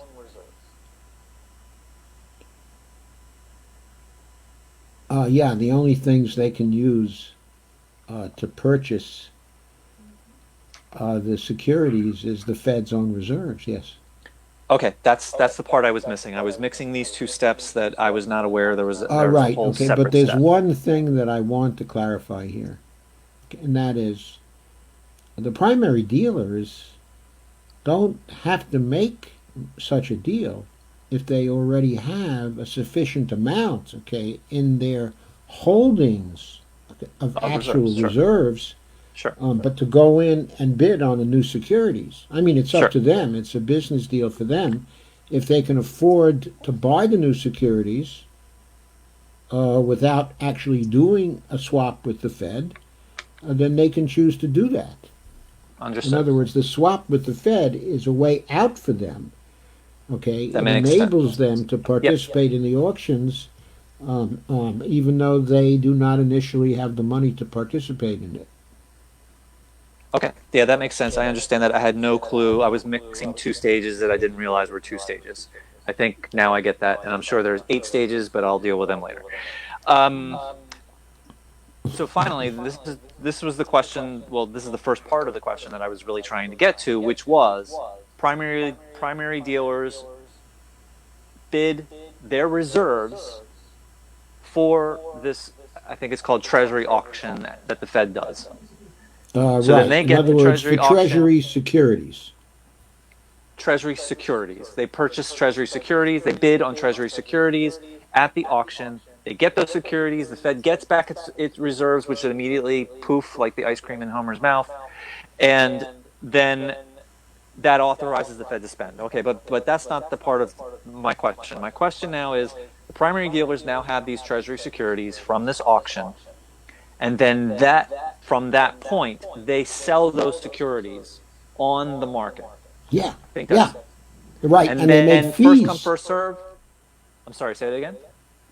When they sell it into the open market, they make fees. So then they take those Treasury securities, they just put them on the market, first come first serve, and then they make extra fees on it. And the who comes in is China, banks, rich people. And this is really where my question was leading to. This was my question. So an hour of background just to get to my actual question, which was, am I correct? And that's who purchases them. What was my other one? Do they purchase again? Obviously, they're purchasing the Treasury securities that the primary dealers purchase. So that's exactly what these China banks, rich people are purchasing, and they're paying the Yeah. extra fees for it to the primary dealers. So China purchases a ton because their economy requires that. Um, so the question is, am I correct on who those people are? But there's the second question, which I'm just going to ask now, is, and I know the very vague answer, but I'm asking because I want a more detailed answer, and that is, China has a ton of these trillions. What kind of leverage does China hold over the United States if they have trillions and trillions in these treasury securities? And I know the answer is vaguely that they don't, and that actually selling them in mass, would be harmful to them and so on. I would like a more specific answer of what leverage do very large bond holders, treasury holders, security holders have over the US if they do at all, and what is the response if they were really trying to be as sinister as possible? Okay, but first of all, when they buy a security, the transaction is a contract. Okay. The security matures on a particular date. If it's a 5-year security, it comes to maturity in 5 years. The only way that China can get paid or can sell the security before the 5 years is by selling the security in the open market. But it has no way of demanding that the Fed, I'm sorry, no way of actually demanding that the Treasury pay off the security sooner than the 5 years of the maturity date. China just has to wait the 5 years or sell the security into the open market. Those are its choices. It can Open market is another term for secondary market. Is that an accurate way of saying it?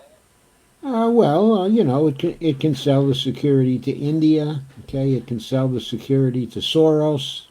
It can, sell the security to, whoever is in the market for Treasury securities at the time. And a lot of people are always in the market for, Treasury securities because they're the securities that are trusted the most in the world at this point in time. Okay, so I do believe that secondary market is a reasonable synonym for open market. If you want to call it secondary market, I mean, I don't have any objection to that. I don't. I mean, I'm not, That's the sure term that about I've the heard. distinction. That's okay. Okay, in other Um, words, there is an open market for securities.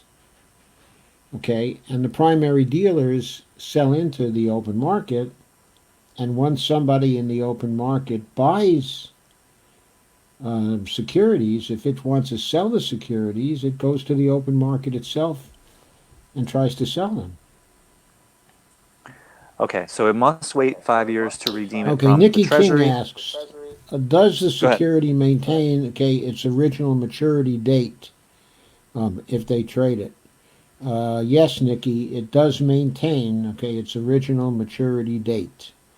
There is no way to change that. Okay, Gina Marie asks, what happens when the Fed can't pay in 5 years? Okay, first of all, it's the Treasury who has to pay. Okay, and the Treasury can always pay in 5 years so long as it is not breaching the debt ceiling. So long as it can go into the market again and do another auction, okay, it's fine. Now, also, there's another way these days, of And being as long as able the Treasury to exists. afford to pay. Okay, and the other way, of being able to afford to pay is by doing platinum coin seniorage. If they want to do platinum coin seniorage at the Treasury Department, they can do that. If they want to mint $1 trillion coin, okay, they can do that. That will bring more money into the Treasury spending account, and the Treasury will be able to pay for the security. So it can always pay for the security either by using seniorage or by floating debt instruments okay, or by getting some new reserves added because some tax payments got settled. And if I'd like to add something, Yeah, go ahead. Gina Marie, what happens when the Fed can't pay in 5 years? If the Fed can't pay in 5 years, then pretty much the Fed doesn't exist, or the Treasury doesn't exist, and the U.S. doesn't exist, and we have bigger problems. If the country exists, then we can pay. That's pretty Yes. much what it boils down to. The existence of the country means that the unlimited capacity to pay these.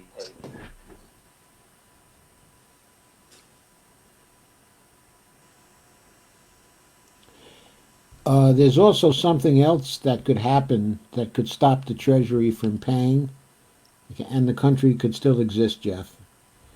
Okay, I and didn't that hear that. is I'm the sorry. country could go back on the gold standard. Okay, that's true Okay, if too. it went back on the gold standard, it could hit a situation where it wasn't able to pay off its bonds in 5 years.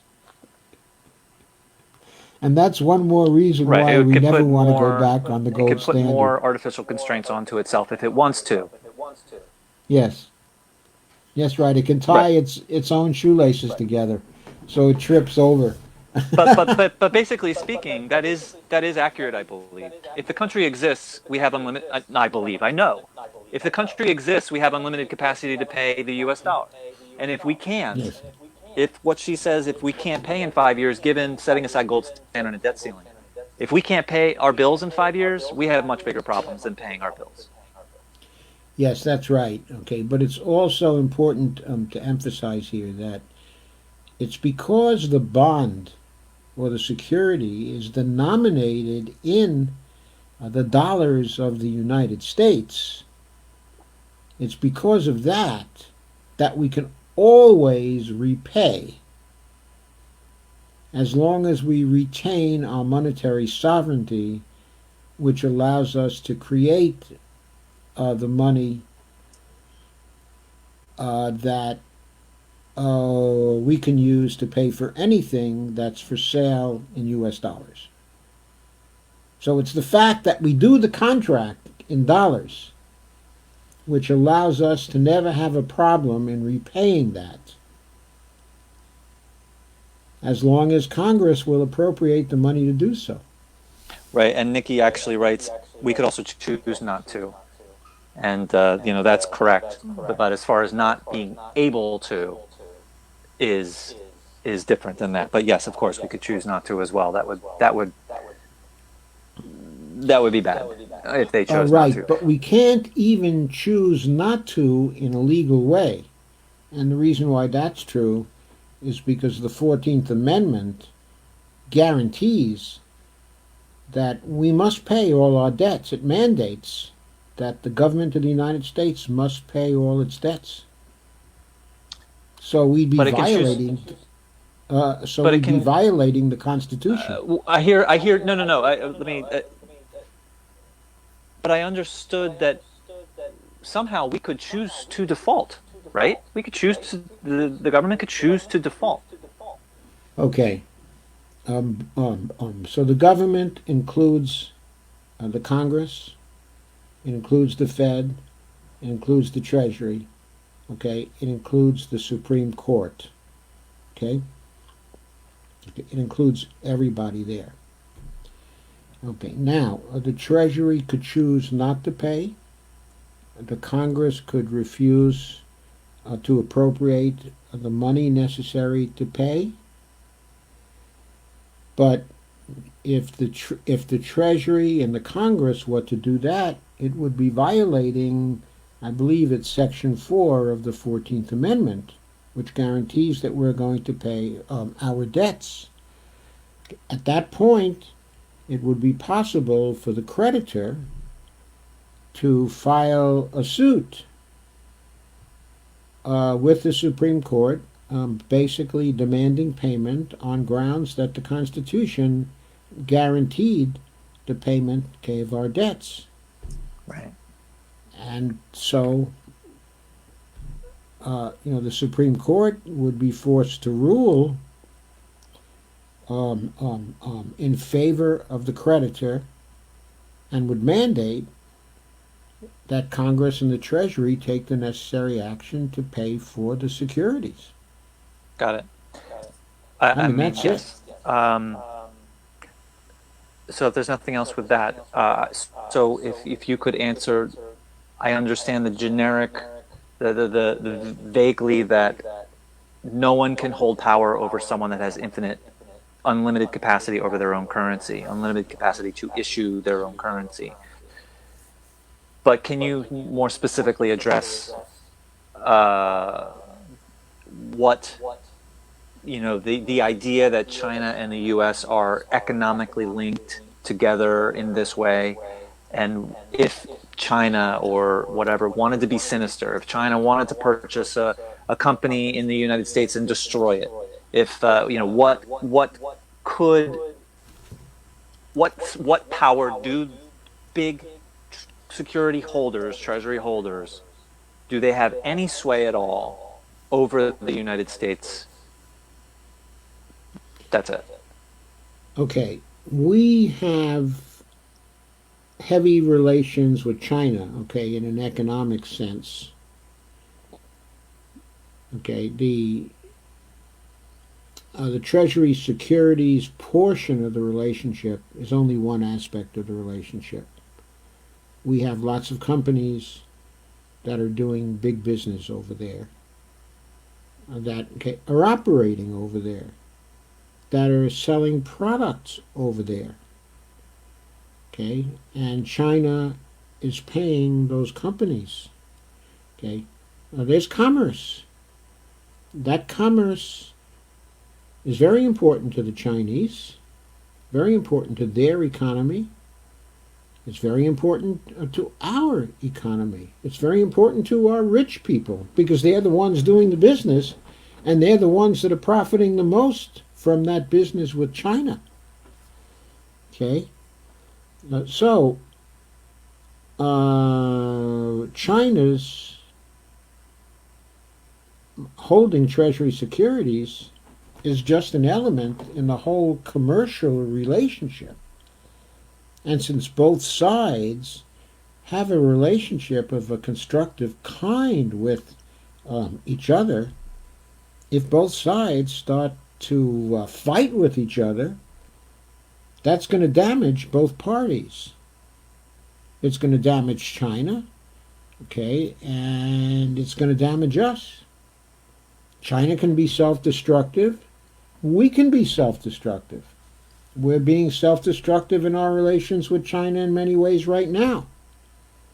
I'd argue they're being less self-destructive in their relations with us. They've forborne a lot of abuse that we've been giving them lately. Okay, but what I'm saying is the leverage that China has over us relates to its being a major commercial partner of the United States. And we have also major leverage over them. And we are benefiting very greatly from the relationship. To understand how this is the case, we have to understand that they are sending us goods in huge quantities in return for United States electronic credits. Why is it that they buy our bonds? Why is it they buy our securities? Because in their trading relationships with us, they're accumulating reserves, huge amounts of those reserves. And those reserves pay very little interest at the Fed. If they buy Treasury securities, the interest rate is higher. So they make more money on their idle money, on the idle reserves that they're having to hold because they're trading with us. So we're getting something out of that. What we're getting is hard material goods that have value to us. And what are we giving them? We're giving them reserves. We're giving them electronic credits that are ultimately created by our central bank. And they seem to be willing to give us hard goods and hard materials for those credits. Okay, and by the way, Japan has been doing this for many, many, many, many, many years as well. So the fact that China or anybody owns a lot of treasuries, trillions in treasuries, means that they're earning interest on those treasuries. So to dump their treasuries, which is the fear mongering, that they could dump their debt, which I think is the correct way of saying it. They could dump their debt. They're choosing to forget. They're choosing to trade, swap their treasuries, which are interest bearing, for reserves, which are not interest bearing. So they're choosing to just exchange their holdings from an interest-bearing treasury to a non-interest-bearing reserves. And now the question is, That's not quite right, though, because in recent years, the Treasury, since about, I think it's 2008 or 2009, 2007, the Federal Reserve started paying interest on reserves. but not But as the much as interest treasuries. rate it pays on reserves is less than the interest rate that the Treasury pays on its securities.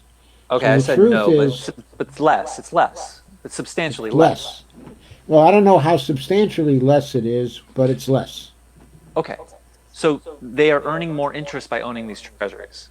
Right. So why would they choose to exchange for something that does not earn as much interest? That they deliberately are choosing to earn less interest. So dumping their debt, it's not getting rid of it. I mean, what does that even mean? I actually now get that it's really an exchange. It's just an exchange. And what are they? So the question is they're choosing to earn less interest, but now they have reserves that earn less interest. And the question is now, what are they going to do with those reserves? The question is And always, what are I they going to think that do the with the answer is reserves? buy more treasuries. Okay, if they have something else to do with the reserves, which they Sell find them to to be somebody more else. profitable than buying treasuries, well, they'll do that. Okay, if they decide that what they want to do, okay, let's say they buy treasuries, okay, and they decide, oh, they want to dump those treasuries, and they want to dump them in large quantities. Okay, let's say they decided over the next month they were going to dump $500 billion worth, okay, of treasuries. Of course, if they went into the open market with the $500 billion worth of treasuries, they would lower the value of those treasuries in the open market. If they tried to sell 500 billion in a month, they might lower the open market value of their treasuries by 10%. So they lose $50 billion on the transactions in this example. Okay, so the question is, do they have an alternative use?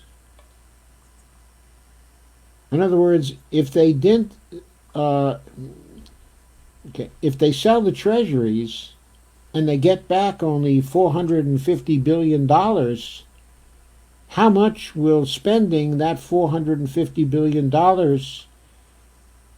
actually get them? How much profit will they make on the $450 billion? And is it enough in profit to make up for the $50 billion they would have lost in dumping the treasuries?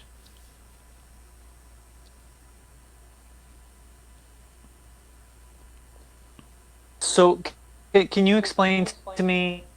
Are you hearing me? Yes, I'm hearing you. I'm not.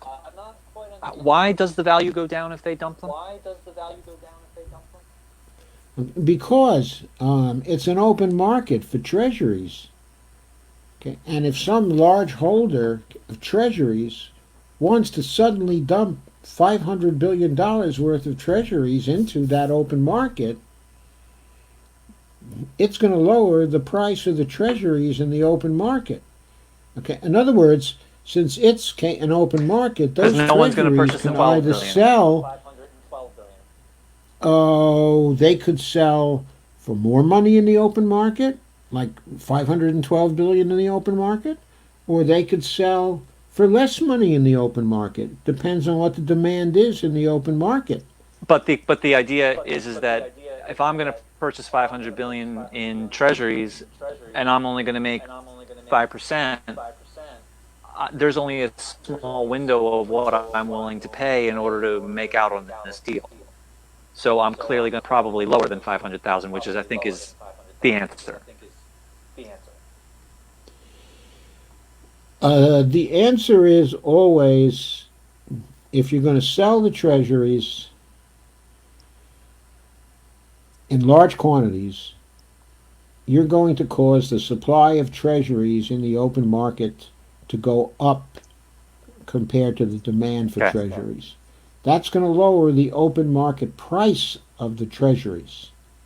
Yep. So that means you won't be able to get face value for the treasuries. Got it. So the question is, how much will you lose by dumping those treasuries? And once you get the $450 billion in return for those treasuries, how much profit can you make by spending that $450 billion on some alternative? Can you make Got it. enough profit to make up the 50 billion? Got it. So if they wanted to really dump $500 billion, they would really need to do it in a distributed over time fashion, which completely contradicts this idea of dumping, Yes. our debt to hurt us. Yes. Right. Oh, got it. Okay. Okay. There's a question in the chat, which I don't know how to answer, but maybe you do. Rahul says, is there a parallel with the recent oil dump by Saudi Arabia? Oh, I actually didn't see the word oil. I thought treasury. But anyway, I don't know if you can answer. Is there a parallel with the recent oil dump by Saudi Arabia?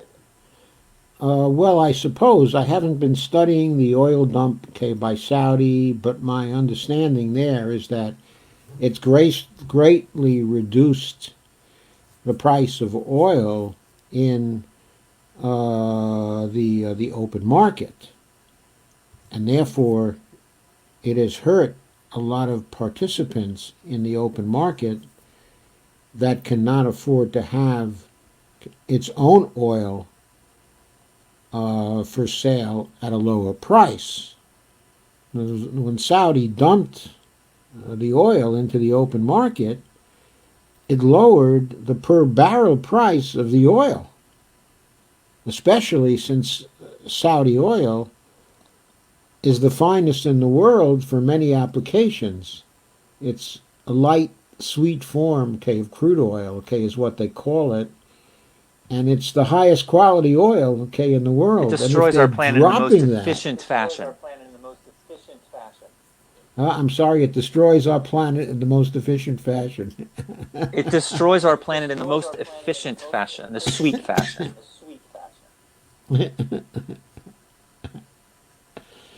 Yeah, so there's okay, so there is a panel. I'm sorry, there is a parallel in the sense that it's an open market. It's supply and demand in the open market.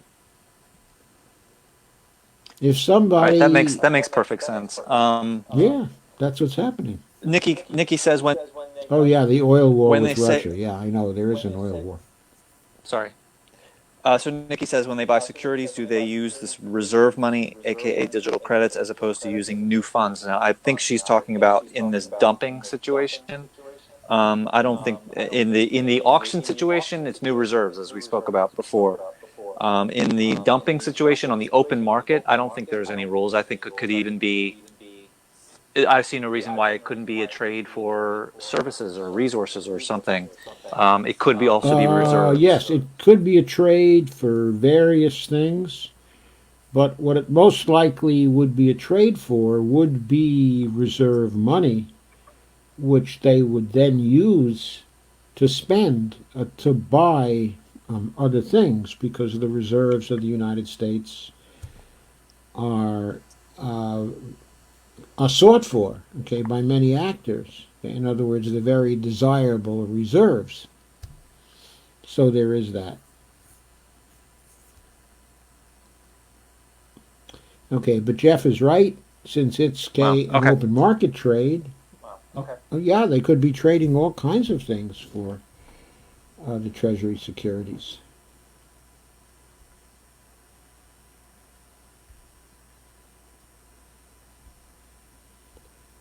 Okay, did you have another question, Jeff?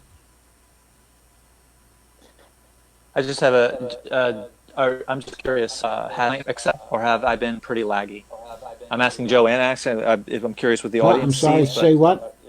right. Okay, that answers my question. Have I been like, can you hear me? Not hear me, but am I clear? My internet connection clear, or am I laggy in any way? Sometimes, Kay, it's a little bit laggy, but it's been tolerable for me. Okay. Next time we do this, I'm going to get closer to my router. Um, yeah. Okay. Well, I have a million I questions have a for you. question I, for I you. have so much to learn from you. It is insane. So we've been going 2 hours. I could keep going, So but I have a question for you, Jeff. sure. Okay. But can you directly plug into the internet with a cable wire? With this phone, no, but I can get much closer to my router. Okay. That would help if you can But I get. could possibly do it at the computer. I could. I'm operation with my phone that I can't, but I may be able to do it at my computer. Okay, that would probably be good because what I found also is that the troubles I was having with mine are much, much less since I bought a cable for I think it was $6 or $7, and it's about a 20-foot cable wire. Okay, and I go from the router into the back of the machine, Yeah, yeah, that's my and desktop computer. I've been far more stable since then. Okay. Yeah, next time I will consider that, and maybe we could separately try and figure out this audio issue. Curious. Yeah, It we should seems no one's separately been. do a test and see if we can figure out what this is Yeah, because yeah, that would be nice. And okay, it does. I have not seen any complaints regarding echoing, so it seems like that's at least tolerable. right, it seems so. It's gotten tolerable over a period of time. Yeah. Okay, it seems like we have 10 people still hanging in with us. And thank you very much for that, for hanging in and for staying. Well, there are 9 people now, but I think it's getting kind of late, so we should probably cut it off for now. And then we can figure out, okay, another time when we can go into some more of these questions. Yeah, I, I have. Yeah, I have so much that I didn't even get to. I'm learning so much by talking with you. So I would love. I'd love to keep talking with you. So if Great. you're willing or you're interested, I would love to talk with you again. I'm really learning a lot from you, and I have a million Okay, more questions that I never. It, this is ridiculous. Like I'm like all of these light bulbs. There's this whole extra layer before the auction ever begins that I had no idea. I had no idea. Yeah. So this was very enlightening, and actually, the whole thing of this question came from somebody else that was asking me of what's the leverage that China has, what's who buys these treasuries and so on, and I answered it reasonably well, but then they were saying, well, but what leverage do they have? And I didn't I don't know the specifics of that enough. I know that China doesn't have leverage over us, but I couldn't. I was like, this is getting to the point where it's pushing my knowledge, and somebody else is going to have to step in and answer for me. And this Right. really So let me fills in give a a lot little of bit. those blanks. But it's fractal. This is fractal learning. So I get deeper in, Right. and Okay. it doesn't Okay. matter. It's Some still tips just as here. infinite as Okay. ever Let's was. some tips here. First of all, in Warren Mosler's book, the Seven Deadly Innocent Frauds, he takes up the question of the leverage that China has. And he basically gives the argument that I just gave, okay, in that very first book, okay, of MMT reading. So that's a good one to go back to. And a second tip, there's a very good summary of the auction process at the Fed. It's short. It's in a number of steps. And it's in Rohan's latest paper that he finished. Okay, I'll put in a link to the paper in the comments, okay, after we're off. Okay, what I'll do is I'll put it in the description. I'll edit, okay, the description, and I'll put in the link to Rohan's paper, which is a very, very excellent treatment that also goes into coin seigniorage considerably. And it's a very, very excellent treatment of coin seigniorage also. It doesn't go as far as I would have liked to have seen him go, but it's my favorite thing on the subject, okay, except for my own book on coin seigniorage, Okay. which of course is the only book on platinum coin seigniorage as yet. Solana is asking us to please give our websites, our Facebook, our YouTube info, okay, and our Patreon info. Okay, so my website, okay, I have a number of websites, but the main website, actually right now, is at josephmfirestone.com. Okay, so that's very easy to remember, josephmfirestone.com. And my Facebook is at, can also be looked up under Joseph M. Firestone, but specifically it's facebook.com/ Let's Get It Done Joe. All one word. Okay, Let's Get It Done Joe. And if you go there, you'll find me. Okay, and my YouTube, I always forget what my YouTube is. I'll check on that right now. I should be able to quickly find it. Put the links in your description.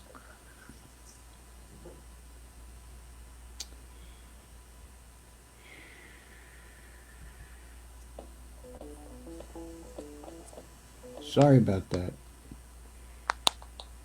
Okay, my YouTube channel is at Joseph Firestone. That is, it's YouTube / I guess it's simply Joseph Firestone.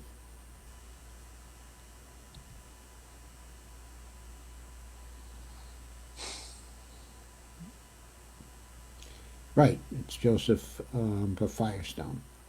So go to YouTube and search for Joseph Firestone, and you'll find my videos there. In fact, you'll find this video there about a half hour after we finish. Okay, and of course my Patreon account. My Patreon account is at patreon.com / Joe_Firestone.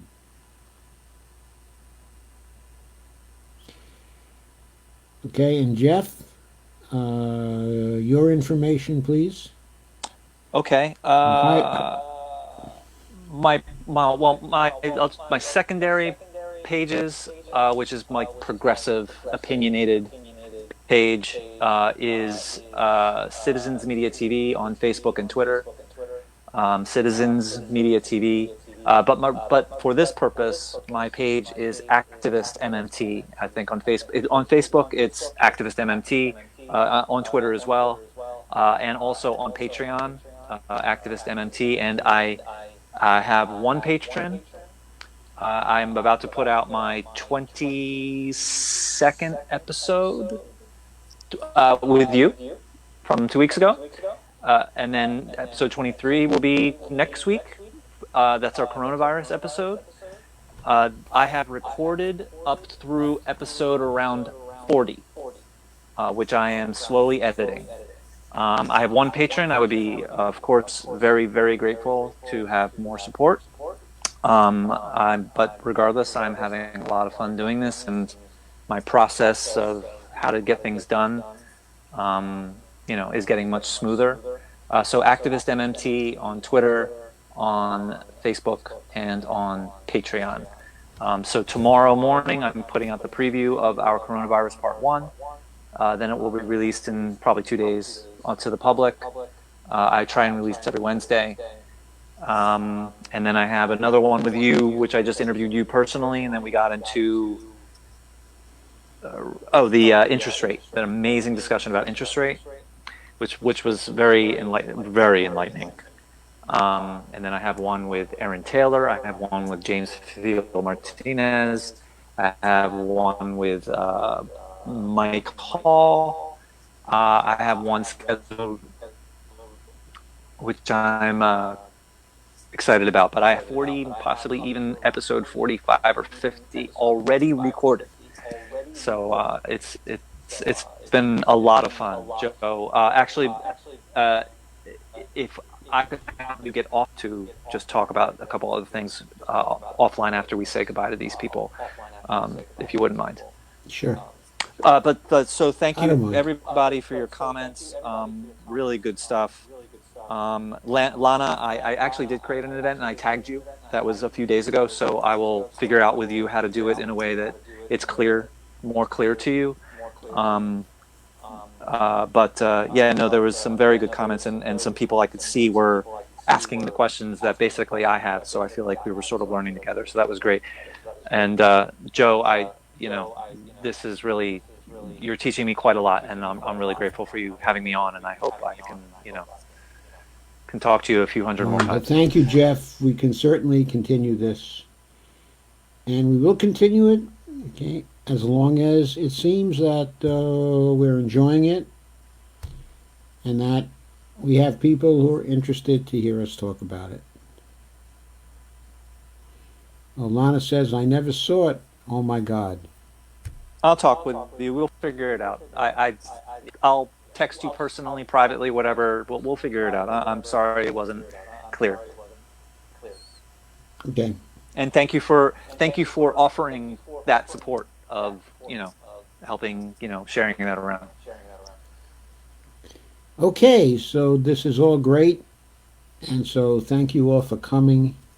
I'll be back tomorrow night, okay, at 9 o'clock. I think tomorrow night, what I'm going to be back on is the campaign, and I'll be talking about why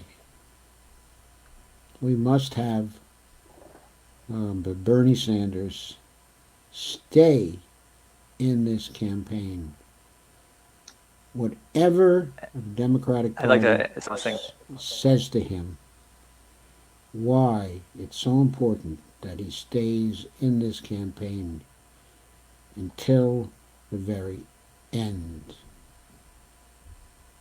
Now, I'm going to tell him tomorrow night that he owes it to all little people like me who have supported him in his 2 runs, for all the support we've given him, including financial support, which we could ill afford. We need him to stay in this race and fight as hard as he can and make the records of these candidates entirely explicit, so people can really understand what they're buying when they vote in the remainder of the primaries, and then when they move to the general. Larry says, yes, Bernie has owed that since Philly. Someone has to get on there and has to tell him what he owes to us and what his payment now needs to be. And that is that he fight as hard as he possibly can to win this nomination, so we have a choice, a real choice, when it comes to the election. And Rick Maynard has something interesting to say. He said, should Bernie drop out or stay in? Wait, or there's another choice. And there's an article in Common Dreams. I haven't seen Common Dreams today, so I missed that article, but now I'll have time to go back to it. I was very busy today with shopping. I'd like to the insert one shopping thing, if I takes. may. Yeah, sure. Okay, but I wanted to say this one last I just put thing. a link into the comments. There is a great interview on my podcast with Lana. Really good interview. I just put the link in there. We spoke for an hour. It's take a listen. Oh, great. Okay, I'll be happy to take a listen. Okay, so have you put this link in the comments? Yeah, I did. That was addressing everybody, not just you. Okay, because I haven't seen the link yet.